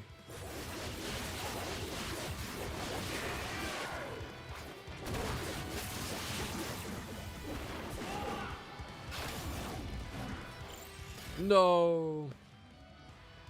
Damn it. Looks like this game also has RPG elements, like equipment. Ninja Gaiden Black had this sort of stuff. So they just reintroduced it, which is pretty cool. That's the final wave, yeah. They really make you work for it. But yeah, I'm actually glad they brought it back. It has some cool, like, strategy elements.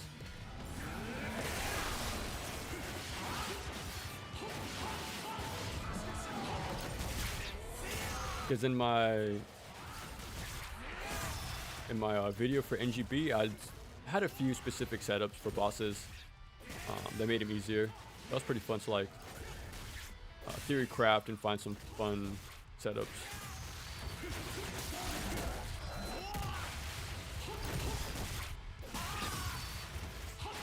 Oh, he wasn't de-limbed. Like you could put on potency, I think, for improved kick damage. That'll help for the worm.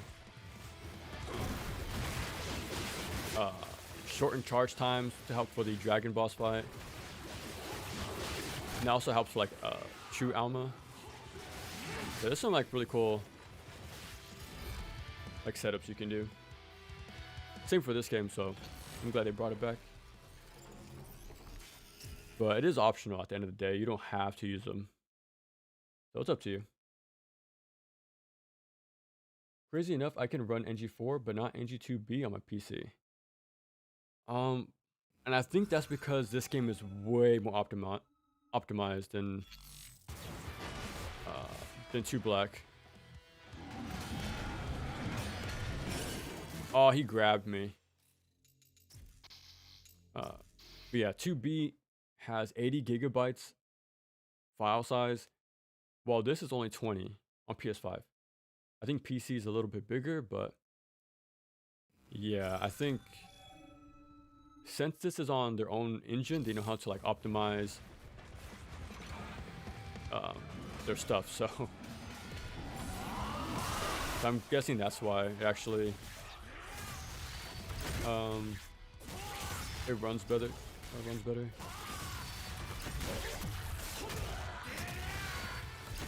They finally weren't stuck on the Switch hardware, pretty much. I'm pretty sure that helped them learn how to optimize stuff, but yeah, I think this is dud.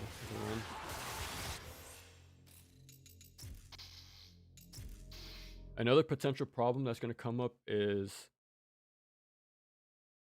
activating the finisher, because the whatchamacallit, I have L3 as the latch thing. Let me see. When I press L3, it goes onto this. When I try to activate, it just does the zip line. So yeah, that might mess me up too. I can understand if you want to give up on this mission. I have no other choice, really. The other ones are one-hit death. So, like I said, we kind of reached our endpoint, I feel like. I actually might do 4 and 5, or 3 and 4, one of them. I didn't do them on stream, so one of them has the black spider ninjas, which is pretty cool. You can check that out. Oh, okay. We're going back. Ninja Gaiden Black 2 runs just fine on my PC. I feel like I'm a console player, so I'm not too like, what's the word? knowledgeable on PC stuff, but it seems like a headache at times because rigs are so different, right, from person to person.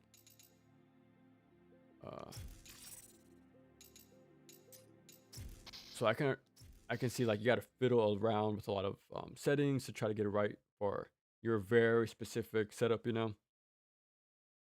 And yeah, trying to deal with outdated gear or something that's not too powerful. Yeah, for consoles, I just like the whole you just start it up and start playing. Modern gaming is not really as pick and play as it used to, sadly. Like speaking of Ninja Gaiden 2 Black, it's 80 gigs. I can't just put it in my console and start playing. I had to commit to have that to take up like a third of the PS5, or wait like an hour or something to install the damn thing. That's pretty much the only reason why I prefer Vanilla 2, is because of the ease of access of it. Yeah, if 2B had a shorter install size and all the content, then yeah, I think it would be the way to play 2, but too many hurdles. That's why I'm really happy with 4 actually being optimized.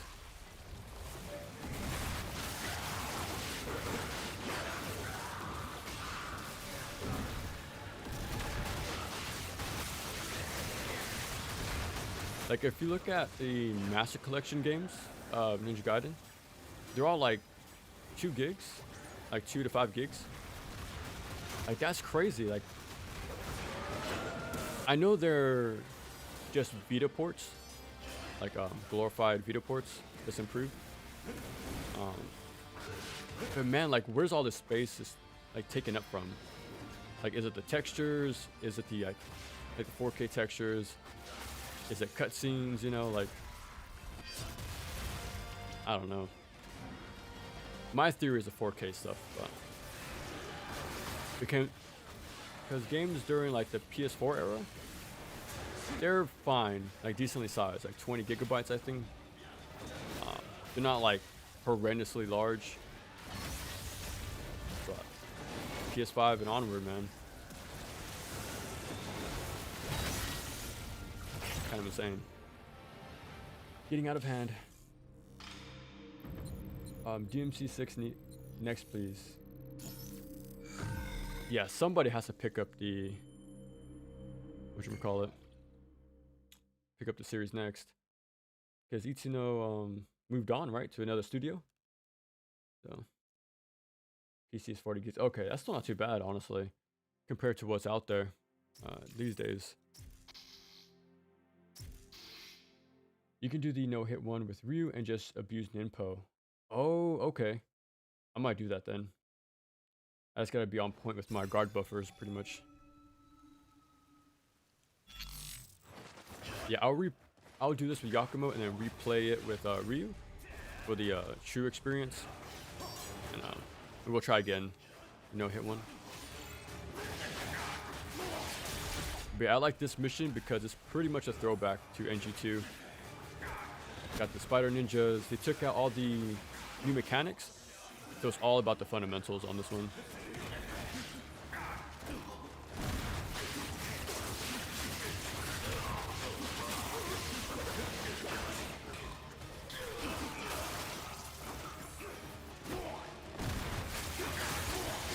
Which is to say Wind Path and UT training. For the true experience, let me put on the Lunar. There we go. That's Ninja Gaiden 2 for you. I just need my IS to toss and then we're good.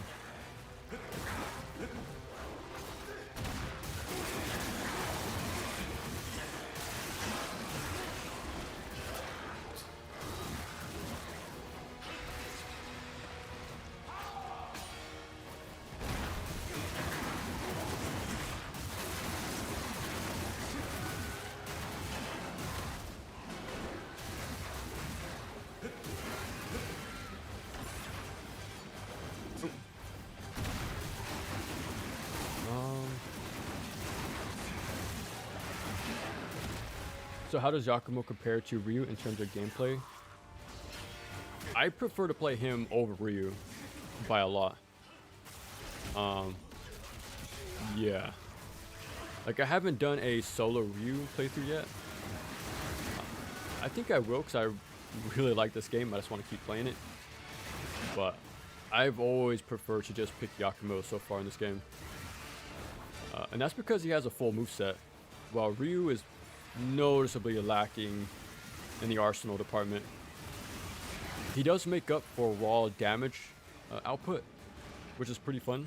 Like that's enough to separate him a little bit, but the gleam mechanic is better suited for Yakumo, I think. And that's because he's actually fleshed out. While Ryu is kind of like, he feels sort of like half finished right now. That's why I'm really hoping he gets like the full focus for the DLC. But it is called Two Masters, so you might just get a small touch up, but not much else.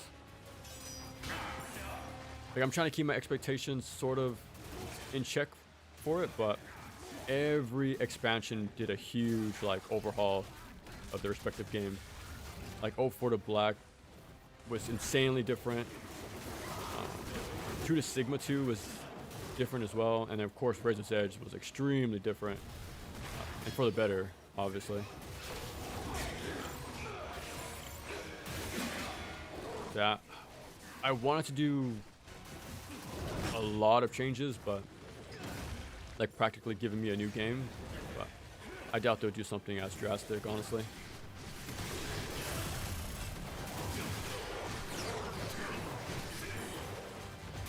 I thought that was illumined.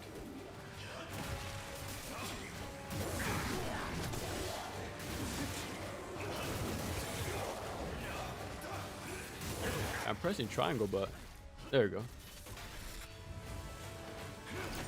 Yeah, I was mashing triangle for the longest time, but nope.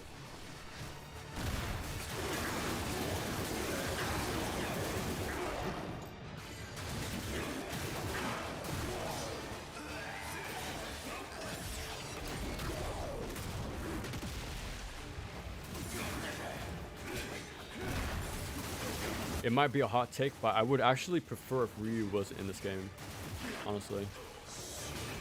I wish it was a dedicated spin-off and like really put in the time and focus on this guy.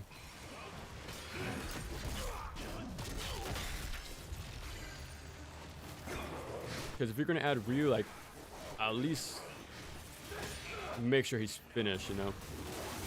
Because if not, it's just way too easy compared to Vanilla 3, and that's not what you want in the slightest. But I know if it was a spin-off, then like people might not care about it.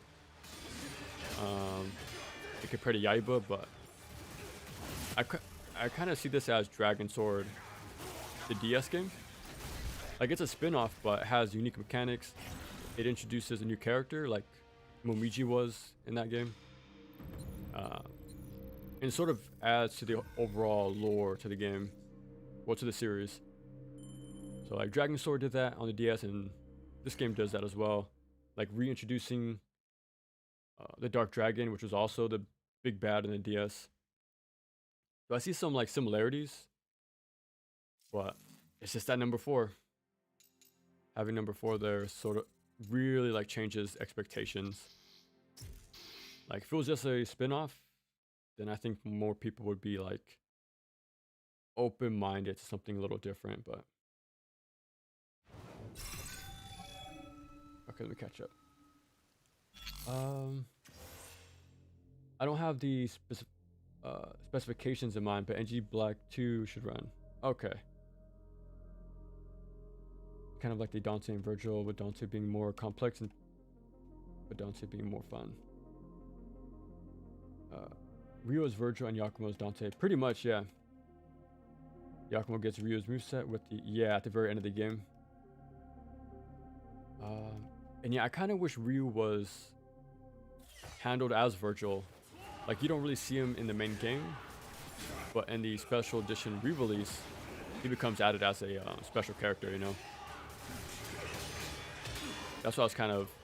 I think that would have been the better like compromise, like to have the full focused vision for a new character. Just don't have Ryu, uh, but for longtime fans, bring him in for the re-release, which usually doesn't take much longer after uh, the initial release date, right?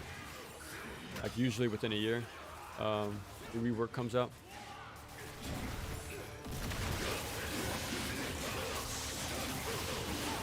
So yeah, if they treated him as Virgil and actually came back with a full moveset, I think that would have been better than having this half-baked um, version of him right now.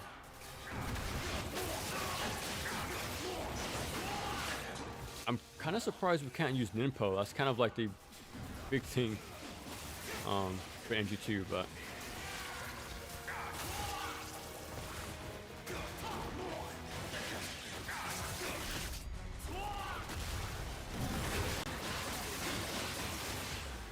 oh.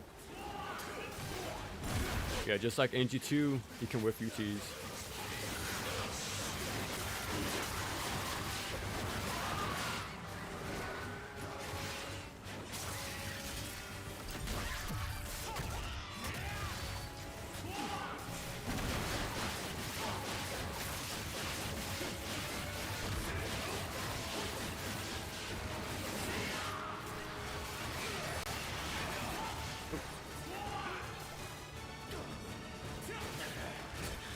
There we go. And now the Vanguard should be showing up soon. I'm just saving my Berserk gauge for those guys because they are deadly. I just thought that many people didn't like the MC change in DMC 5, but I think Nero was fun enough to play. Just curious if people have the same. I think change in general is pretty rough, right? Because how I see it, like I'm a big fan of Castlevania, right? In every game they change up the main protagonist, and if they didn't do that, we wouldn't have Richter, we wouldn't have Alucard, or like Jonathan. I forgot the duo's name in Portrait of Ruin, but I know they're a fan favorite. Charlotte, I think, in the Shinoa, right? Like if we stuck to one pro tag forever, we wouldn't have these cool like new additions to the overall like franchise.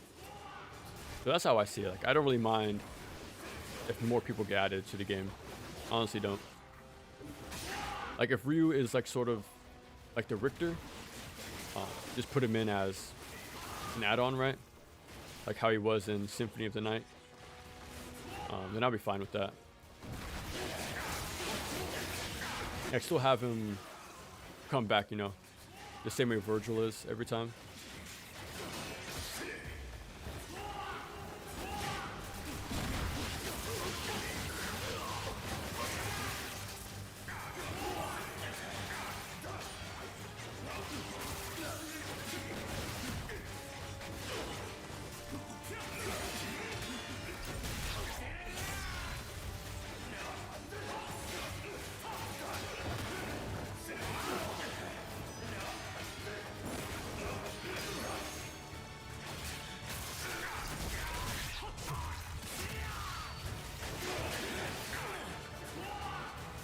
Now, I will say Flying Swallow is insanely good in this game. Like, I don't even do any other sort of movement.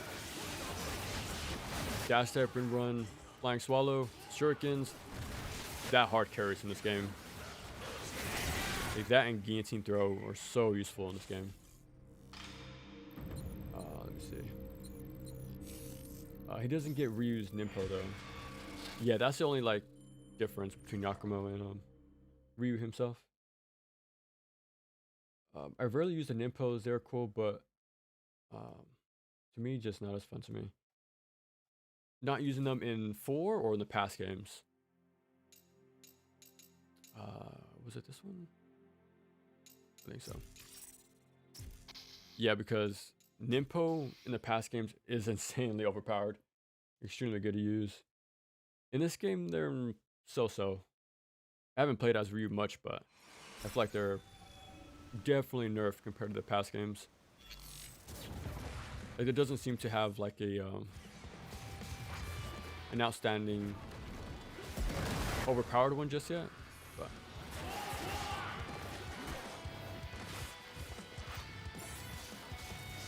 I'm guessing you use Inferno because it's not too expensive, but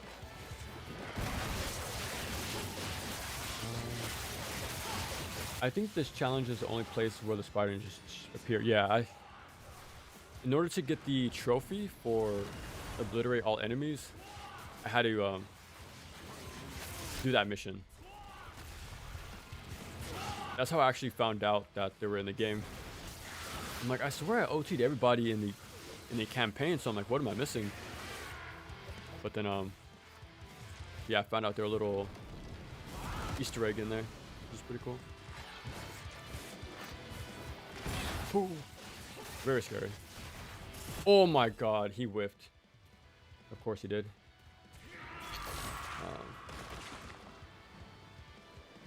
I did the lower setting. Oh, okay. The summer, it's like twice as good as this here. Oh, okay, so you got a really beefy setup to play the game. Vanguards are so dangerous in this game. They're yeah, I've noticed that with every game. They only get more and more dangerous. At least in Razor's Edge, you can stunlock them, the Flying Swallow. But this game, no, they are an actual like tank. Like you have no choice but to fear them, pretty much. Like they're pretty abusable in Razor's Edge, but did the Xeno drop ever get boring? No. That was like the go-to punish in 1. All my clips I use using that video is me ending with an Azuna drop, and for good reason. It's the best punish in that game, and this is hype to look at. It's classic.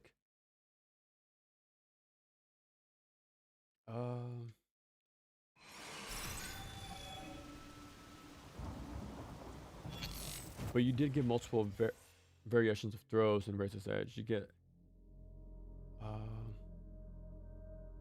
oh yeah, Underworld drop. Garland drop, I don't remember. I know there was one after forward heavy input. You can do it from neutral, I think, and as well from a string. Yeah, that was super fun to do in Razor's Edge. That's why I think Ryu in this game is so-so, because Razor's Edge is like the best version of his kit. So we get like a half and half. He's not the best with the new mechanics, and he's not the best with what he used to have. So he's a very compromised character in this version. That's why I'm not too quick to play as him in this game.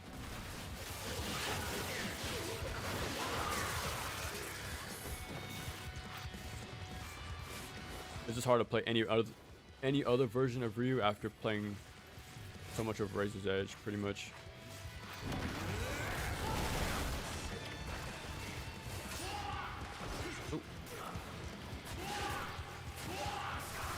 Oh, and not having heavy holds after OTs is a big drawback too in this game. That was an important tech in Razor's Edge. I think you had different version for certain weapons in NG Black 2 as well. Oh yeah, Tonfa's had oh, okay, Tonfa's. Okay. I never really used a Kusarigama much. It's a very unique weapon, that's for sure.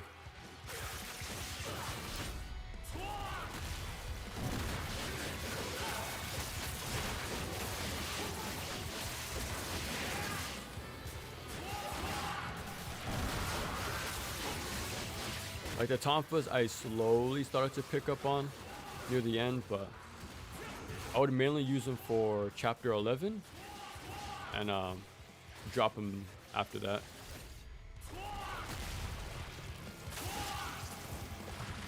because those things shred their UTs if you find the right setups.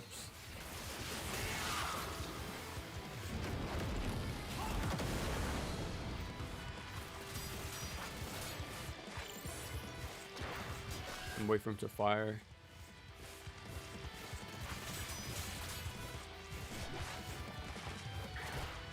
Okay. Holding block.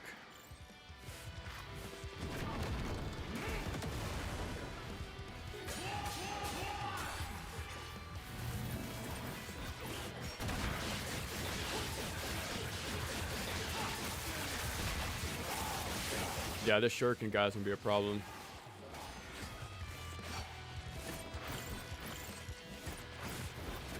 Okay. I got a level 2, so it should go to the dog. Never mind. Oh, no. No way.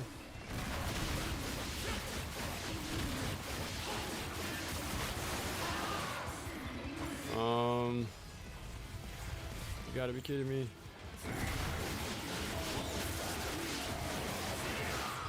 I'm not sure if I should use Void. The true Dragon Sword is the most fun weapon anyways. Yeah, it's super versatile. In Ninja Gaiden 2 though, I rarely used it. The Lunar Scythe and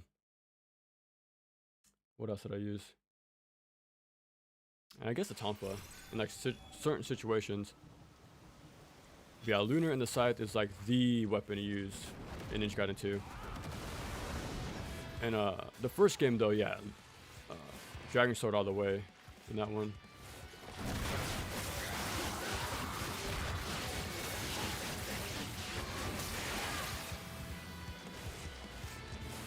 I did really like the Dobby though. The Debilero. Flying Swallow and his new drop just never get born. Yeah. I wonder what it is.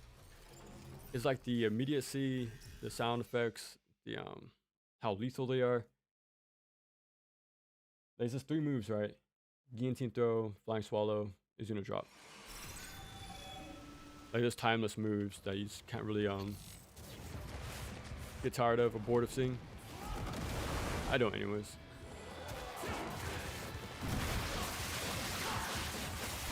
I haven't played 4 yet, but using the Nimpo in the previous games, feel cheap.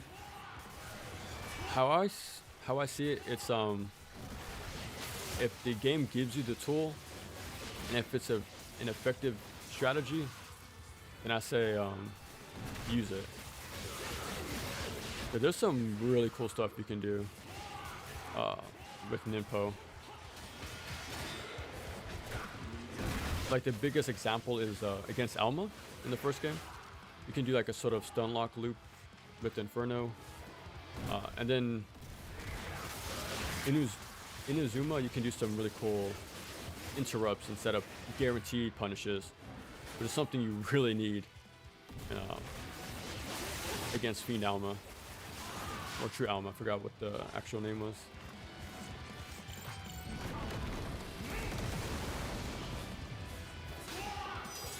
And not using Wind Blades in 2 is... you're missing out on some real good fun. That's for sure. Like, Wind Blades is crazy good. Even Void. Void has its moments against certain bosses in that game. I pretty much like set up instant kills.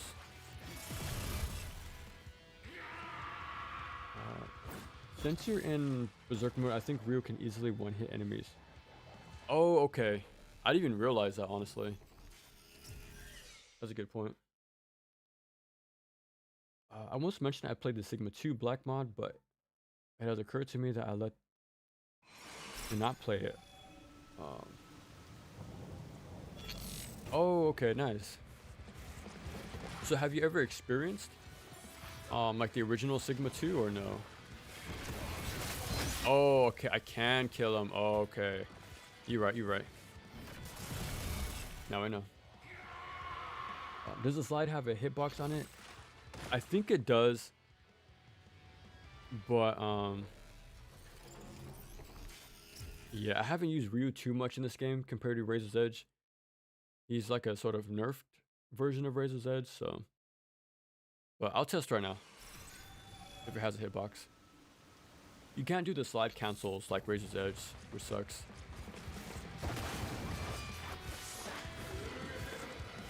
Nah, he doesn't have the hitbox anymore. Nah. Yeah, no more hitbox, no more cancels with it. Yeah. He's a very like neutered version of Razor's Edge, which sucks. Yeah, guard buffering is a thing. I've definitely been using it this whole session. Like I would do an Inferno right now, and I'll just hold block. I should block a bullet.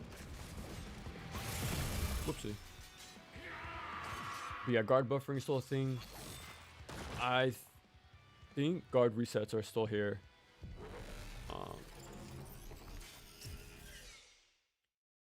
Yeah, the usual techniques for the most part here still.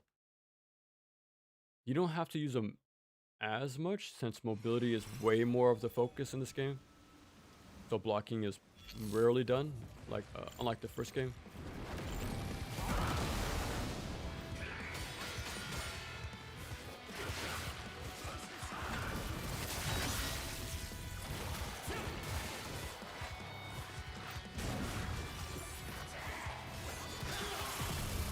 I think I got chip damage from electricity.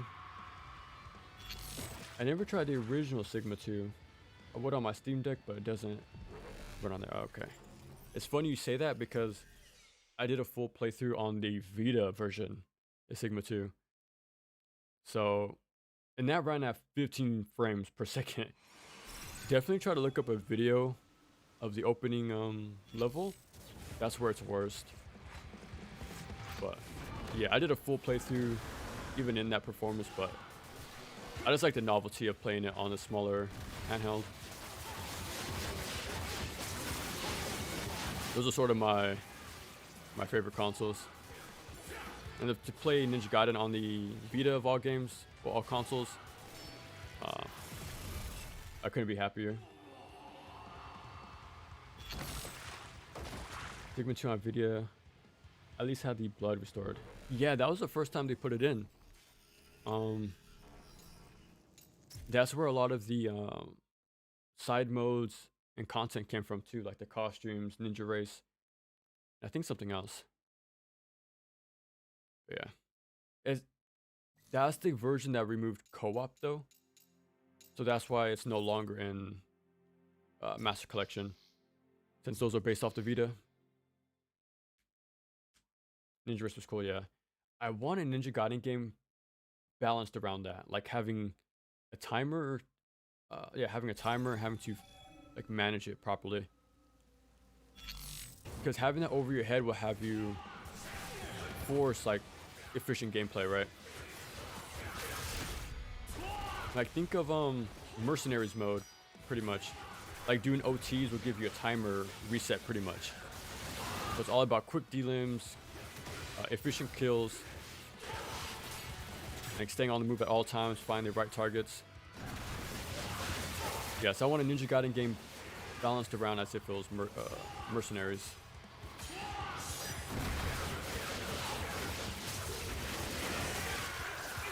I actually had a whole spiel about that in the Ninja Gaiden 2 video, but I ended up cutting it out.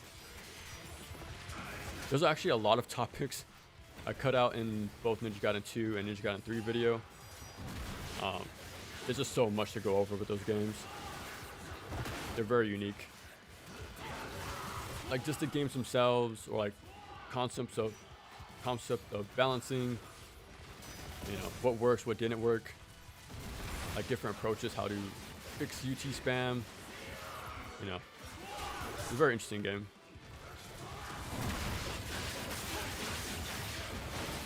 Like the discussion of different versions, the pros and cons, and like how one is not really objectively better. It's just like all preference, pretty much.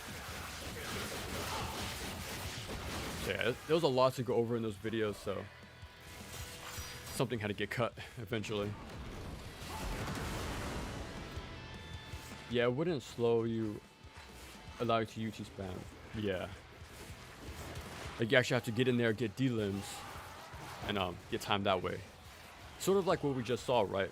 Using the UT would play out the timer, and level 2 UTs would have a longer recovery.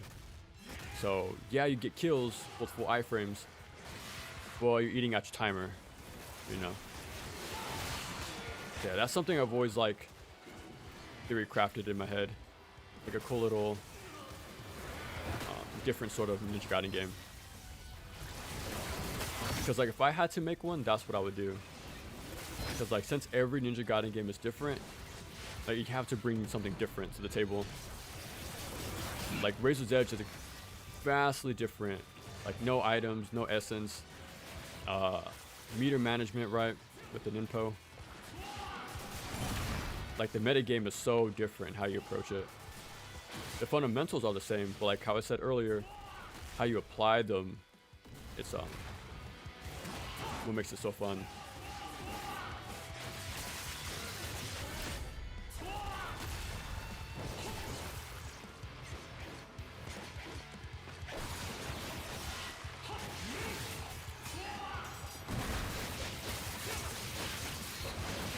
The NES game had a timer, even Super Mario game. Yeah. I slightly touched on it in my Ninja Gaiden 2 video, but I brought up Street Fighter 2010, because that game was infamous for its very strict timer, but it really pushed for efficient gameplay, like good routing, deep knowledge of enemy AI, you know. There's a lot of strategy and forethought and like execution, you know, on the fly adaptation to get back on route. Yeah, I mentioned 2010 in that game, in that video. Like for how classic action games did use this sort of idea as a balancing mechanic. I wish DMC had more mercenaries mode. Oh, had mercenaries mode. But Platis is kind of drag. Yeah. Like something more interesting, right? Like to change up the formula at this point, as we've seen it for 20 years, pretty much.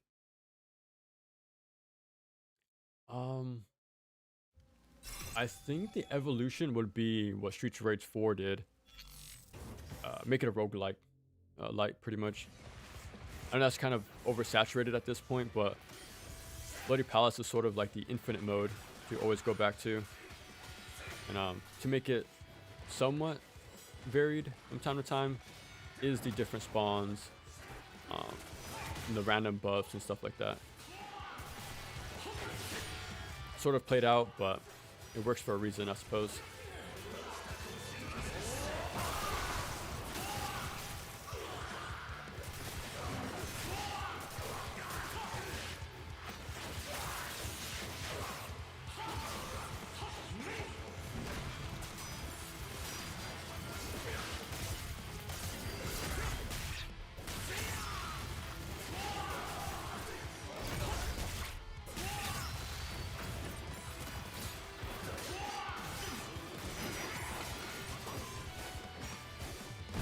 There we go. But yeah, maybe DMC 6.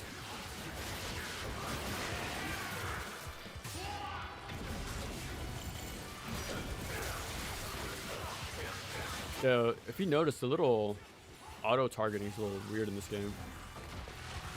Like instead of attacking the guy right next to me, he went for someone way further out.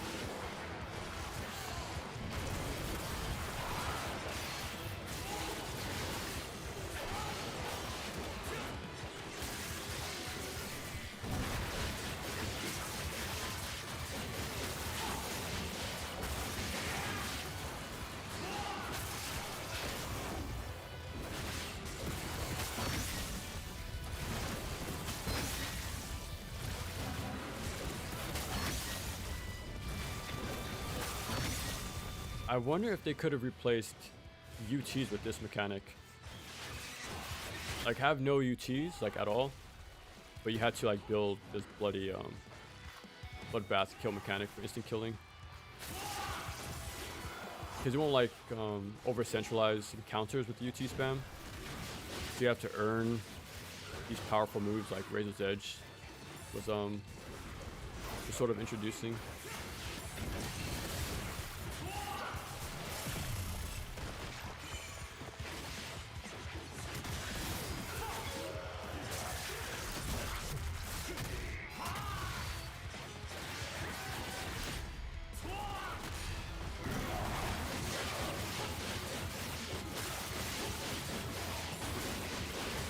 I think after this, I'll start chapter challenge with Ryu, actually. I actually haven't done it, surprisingly. But yeah, after this, I'm gonna start focusing on the video. So sadly, I gotta put ng4 down for a while and focus on like the script right now, but have some extra fun with it before we put it up for a while. I hope it doesn't take me as long to put it together, like 2.5 months or 2 months. But I have a feeling it'll be done a lot shorter, a lot quicker. Because I already beat all the modes within a week, so usually it would take me a month to do that. So yeah, kind of became a degenerate to play everything as fast as I could.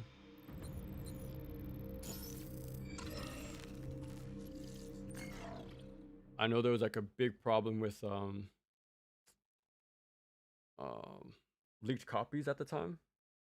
Like, okay, let me play the game myself before I see spoilers. So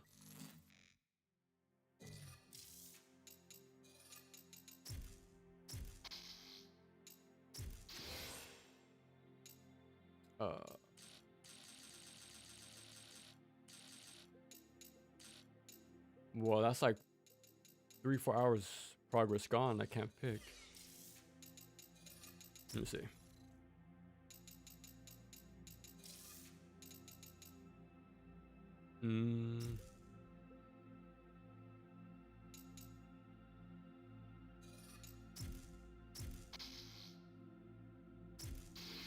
Yeah, I'll just continue where I left off and just save the game real quick. Go back to playing ng2 after getting used to ng4. I felt like I was missing every OT. Even if I didn't play ng4, I think I'll have a hard time playing ng2 again. Like all the improvements to the whole like formula with Razor's Edge is too hard to give up. Like the heavy hold system is insanely good.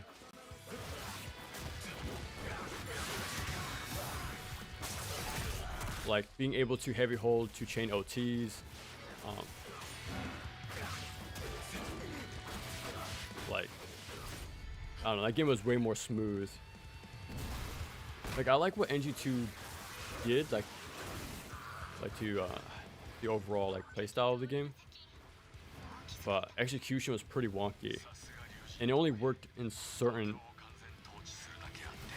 rare moments. Like probably 3 or 4 chapters out of the entire game, and even then it's only like a handful of encounters in those chapters. It's not like a oh, this is on Master Ninja. Yeah, and majority of the enemies in 2 weren't that good. So yeah, like I like what 2 did to introduce things, but Razor's Edge and 4 improved on it a lot. So yeah. Since OTs are so automatic and long range ng4, yeah, I've noticed that. A lot more lenient for sure.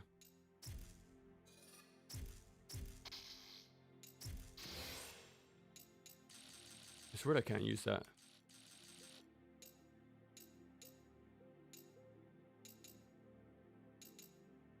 I don't want to give up whatchamacallit, the progress I made.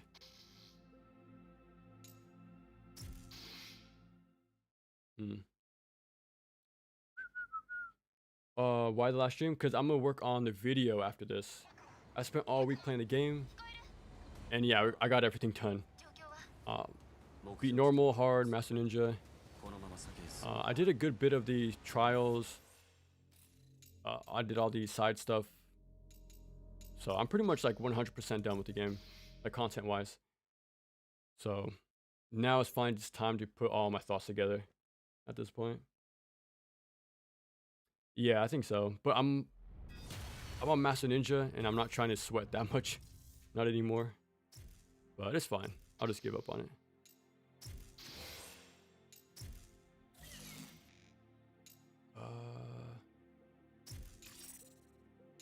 Ryu, okay. Let's go.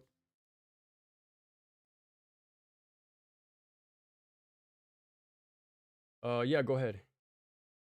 Because I was going to look up a guide later on anyways.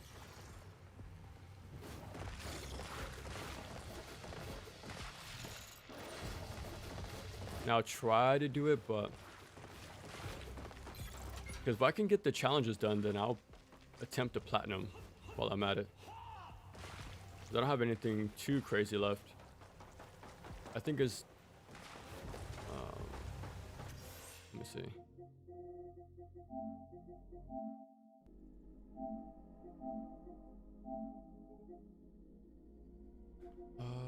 Yeah, so the challenges, and then the 2 gimmick stuff, and I think Berserk mode. So I can get the platinum, but this is holding me back right now, the challenges part.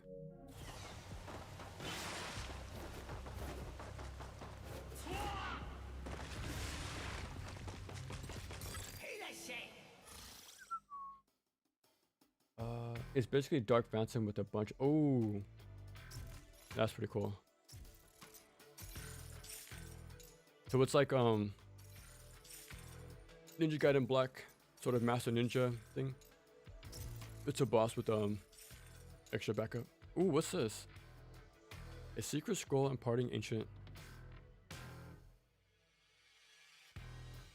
Increases the attack power follow-up attacks, but also increases. Ooh, it's sort of like a high risk, high reward thing. Let me see.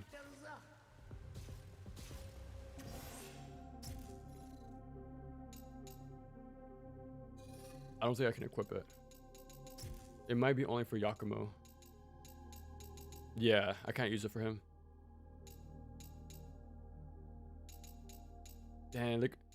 All of these can't be used by Ryu. All the cool stuff.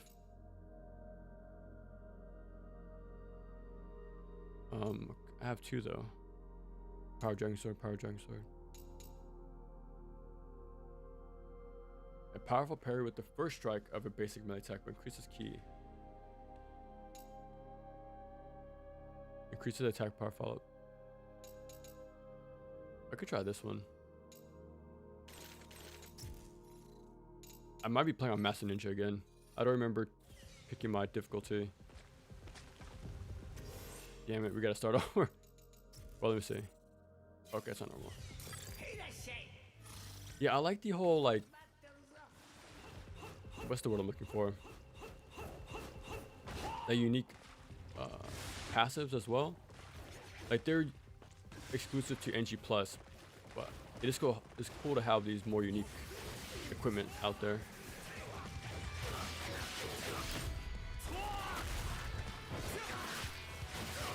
I'm glad that's in the game still. You can cancel brief heavy holds, like in Razor's Edge, but you just can't do it out of OTs. Like, I'm holding heavy right there, but you can't do training anymore. And they got rid of the level 3 UTs as well. So there's still some stuff missing, but I hope they take in all the criticism and improve on the game. It's very small stuff, but it'll make it pretty damn even more legendary than it already is. Like, if I can just do brief heavy holds right now, I can easily chain OTs.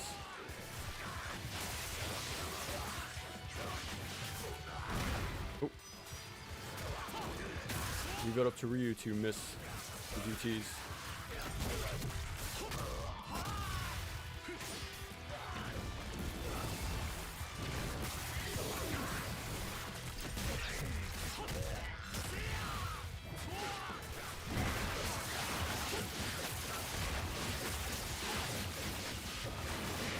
But yeah, I plan to do another stream on Halloween, but I won't say what game it is. Well, so that would be a surprise. But I'll come back to ng4 when the DLC comes out. So hopefully in 6 or 7 months, we'll come back and see how much they overhauled the game. But after this video, we pretty much just prepare for next year. I have a lot of stuff planned, so it's gonna be fun.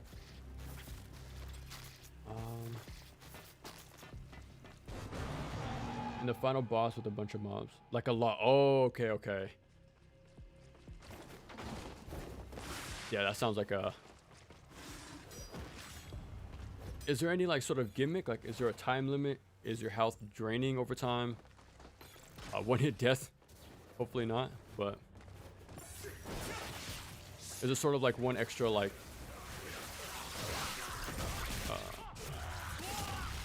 side challenge in there? Or is it just a regular fight? It's just up to you to survive it.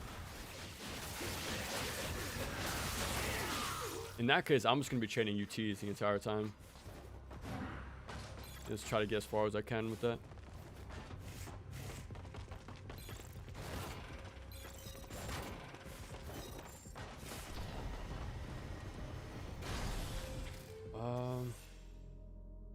What's the worst ass game you've ever played? It's Yaiba. Yeah.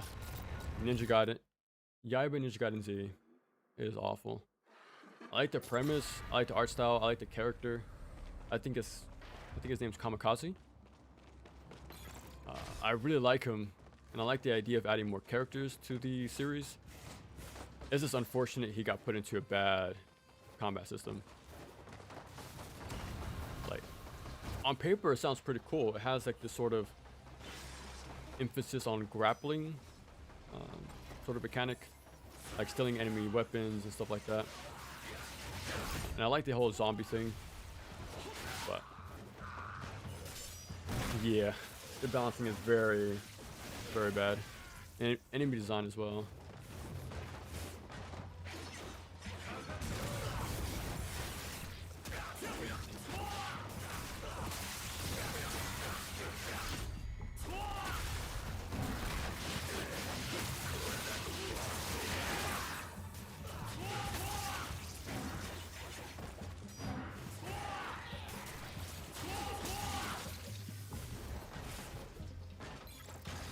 But yeah, I have the tier list linked on my videos now, so you can really check them out. All the rankings on there.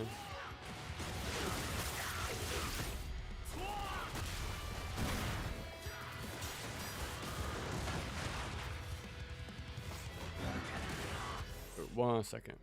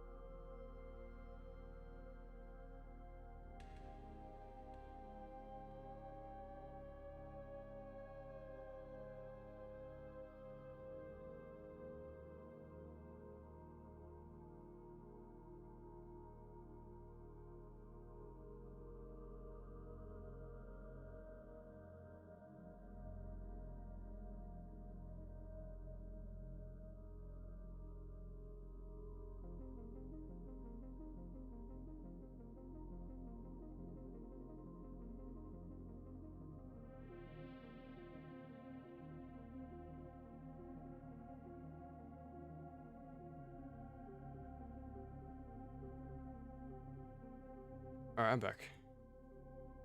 We're just gonna do this one chapter and I'm gonna call it here. Okay. It's a new game at least, the Halloween stream. Where's the one you played? It's something I've already played. But I haven't played it in years. But it is related to like the theming. That's gonna be fun. Hopefully, maybe not. It might be a punishment, who knows?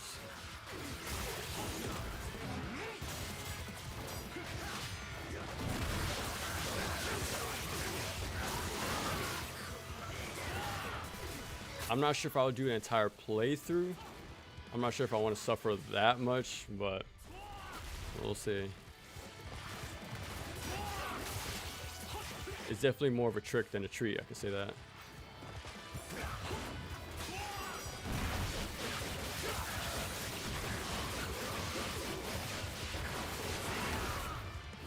Give us your worst action game. Yeah, definitely Yaiba.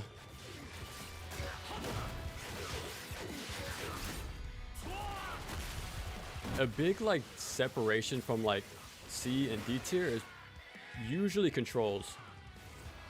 Not control schemes, like different ideas of how to control a game. Like if it's just awful to like press buttons, it's like as soon as that happens, I'm like, okay, it's instantly low tier. And then enemy design is a huge thing. You know, if they're brain dead or like balanced so weirdly like Yaiba, then yeah, it's also a big problem. Like stat inflation as well with Chaos Legion was another reason why I put it down there. Yeah, enemy design and balancing and controls is like the big turn-offs pretty much. I think there's over 200 games on that thing now. So if you ever want to make your own, good luck. And I know there's like unknown titles in there, so you probably just want to get to like the usual big names, like Bayonetta, Ninja Gaiden, and stuff like that. But yeah, there's gonna be a lot of stuff on there to place. You can try to make your own.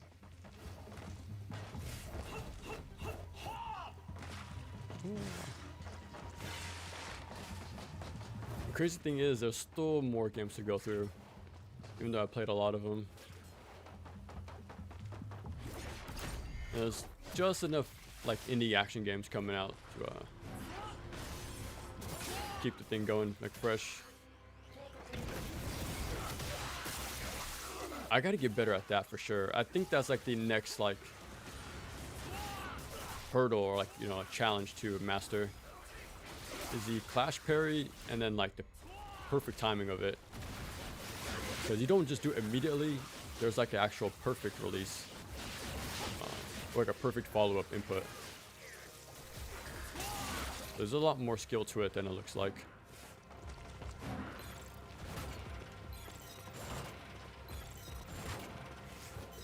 But yeah, I'm really looking forward to next year. Like this month, I was planning to do a whole lot more streams for like horror stuff, like Castlevania, and like Splatterhouse and stuff. But I had to get ready for Ninja Gaiden 4. And then play all the damn time. So next year is gonna be nothing but horror themed stuff. I'm looking forward to that because it's Castlevania's anniversary next year, and then we're also getting a new Onimusha. We're getting Neo 3. So there's a lot of like horror themed or horror adjacent action games next year. And, Splatterhouse was like a big like suggestion for a long time, and I finished it multiple times, like a lot of times, on the PS3 when I had it back then. So I'm excited to go back to that eventually. It has like the sort of grappler mechanic. There's glory kills as well, unique animations for every enemy. That's pretty cool. I guess nowadays it's very, you can tell it's from the 7th generation. Like up there with Lollipop Chainsaw and stuff like that, but those games have their charm, which I like. Not too self-serious, and enjoy being a game pretty much.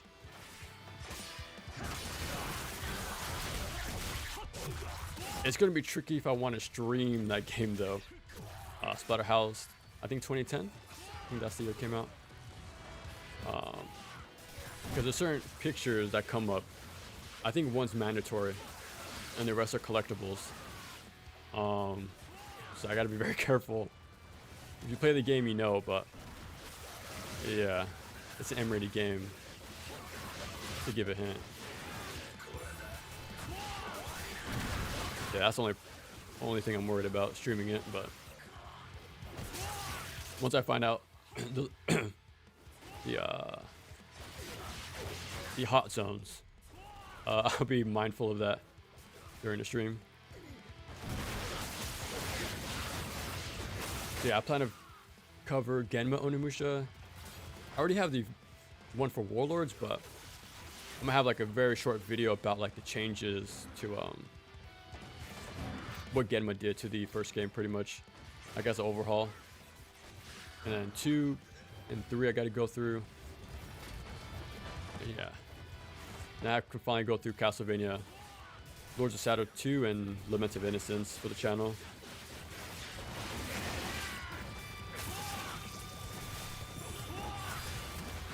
Ooh. Okay, chain iframes. Chain iframes.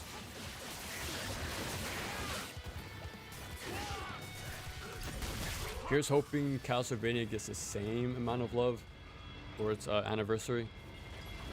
Like, let's hope we get 2 new games alongside a remake like Ninja Gaiden did, but wishful thinking. Because if Ninja Gaiden is my favorite franchise, then Castlevania is right there at number 2. Like, I like it just as much.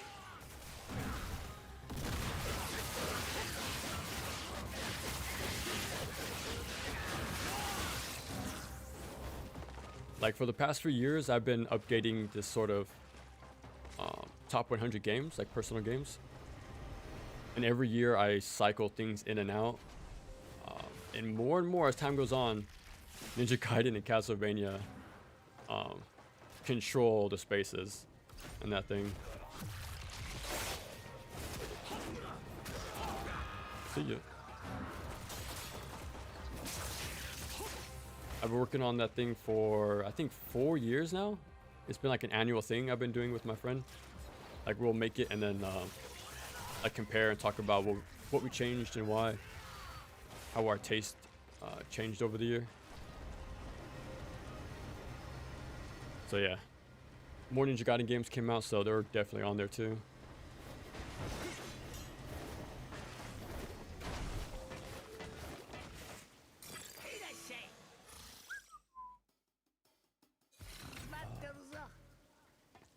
The time limit is more generous. Oh, okay, for the final one. Yeah, okay. I like season theme events. Yeah, I did those a lot. I think more last year. This year was nothing but Ninja Gaiden. So I took a lot of time away from being like creative with that stuff. But yeah, before that I had stuff like fighting game related action games. Like I covered Shaolin Monk, Soul Calibur, and Streetwise, since like adjacent to Street Fighter. Yeah, stuff like that. And I have themes for like, I want to cover Vanquish, Product Number 3, and Pragmata coming up, because they're Capcom shooting games and they have that sort of similar look, right? A futuristic thing going on.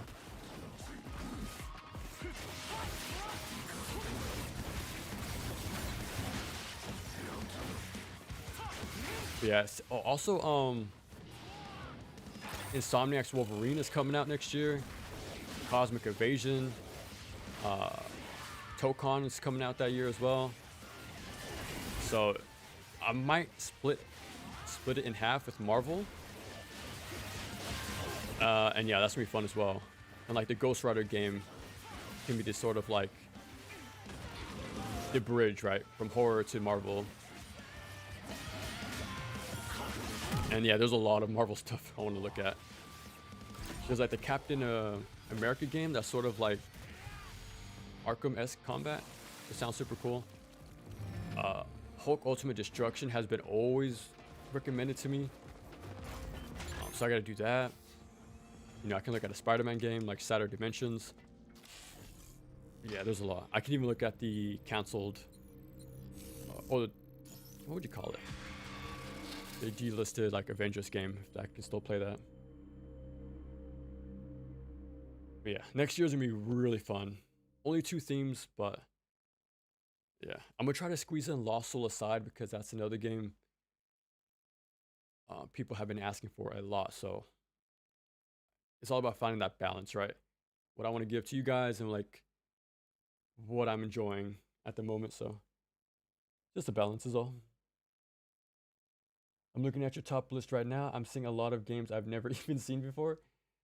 Yeah, there's a lot of stuff. Uh, what's on there? Exchanger Paradise. I put it as number 1 to really get people's attention on that game.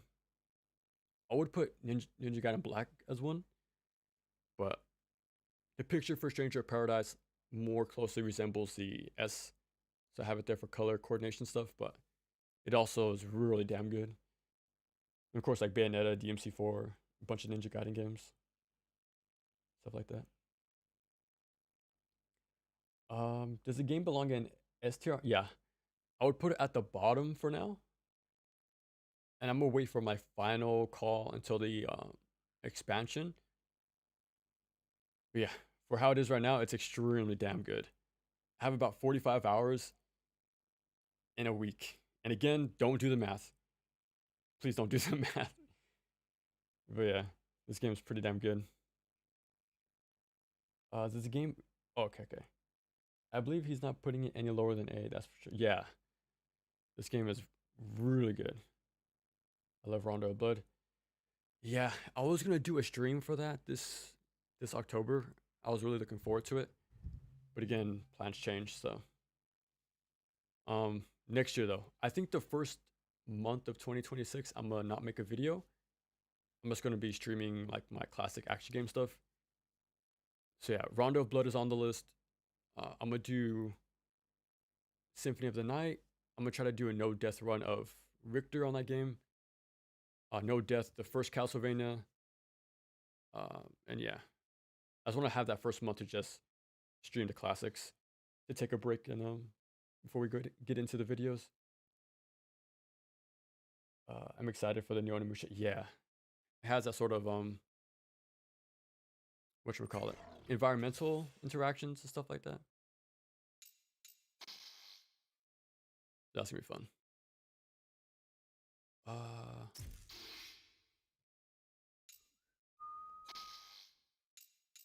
Nah, I'll just call it.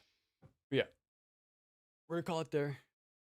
Cool little stream, but I'm gonna be gone for a while. Well, until Halloween, which is Friday. Yeah, so I'll be back Friday with the stream.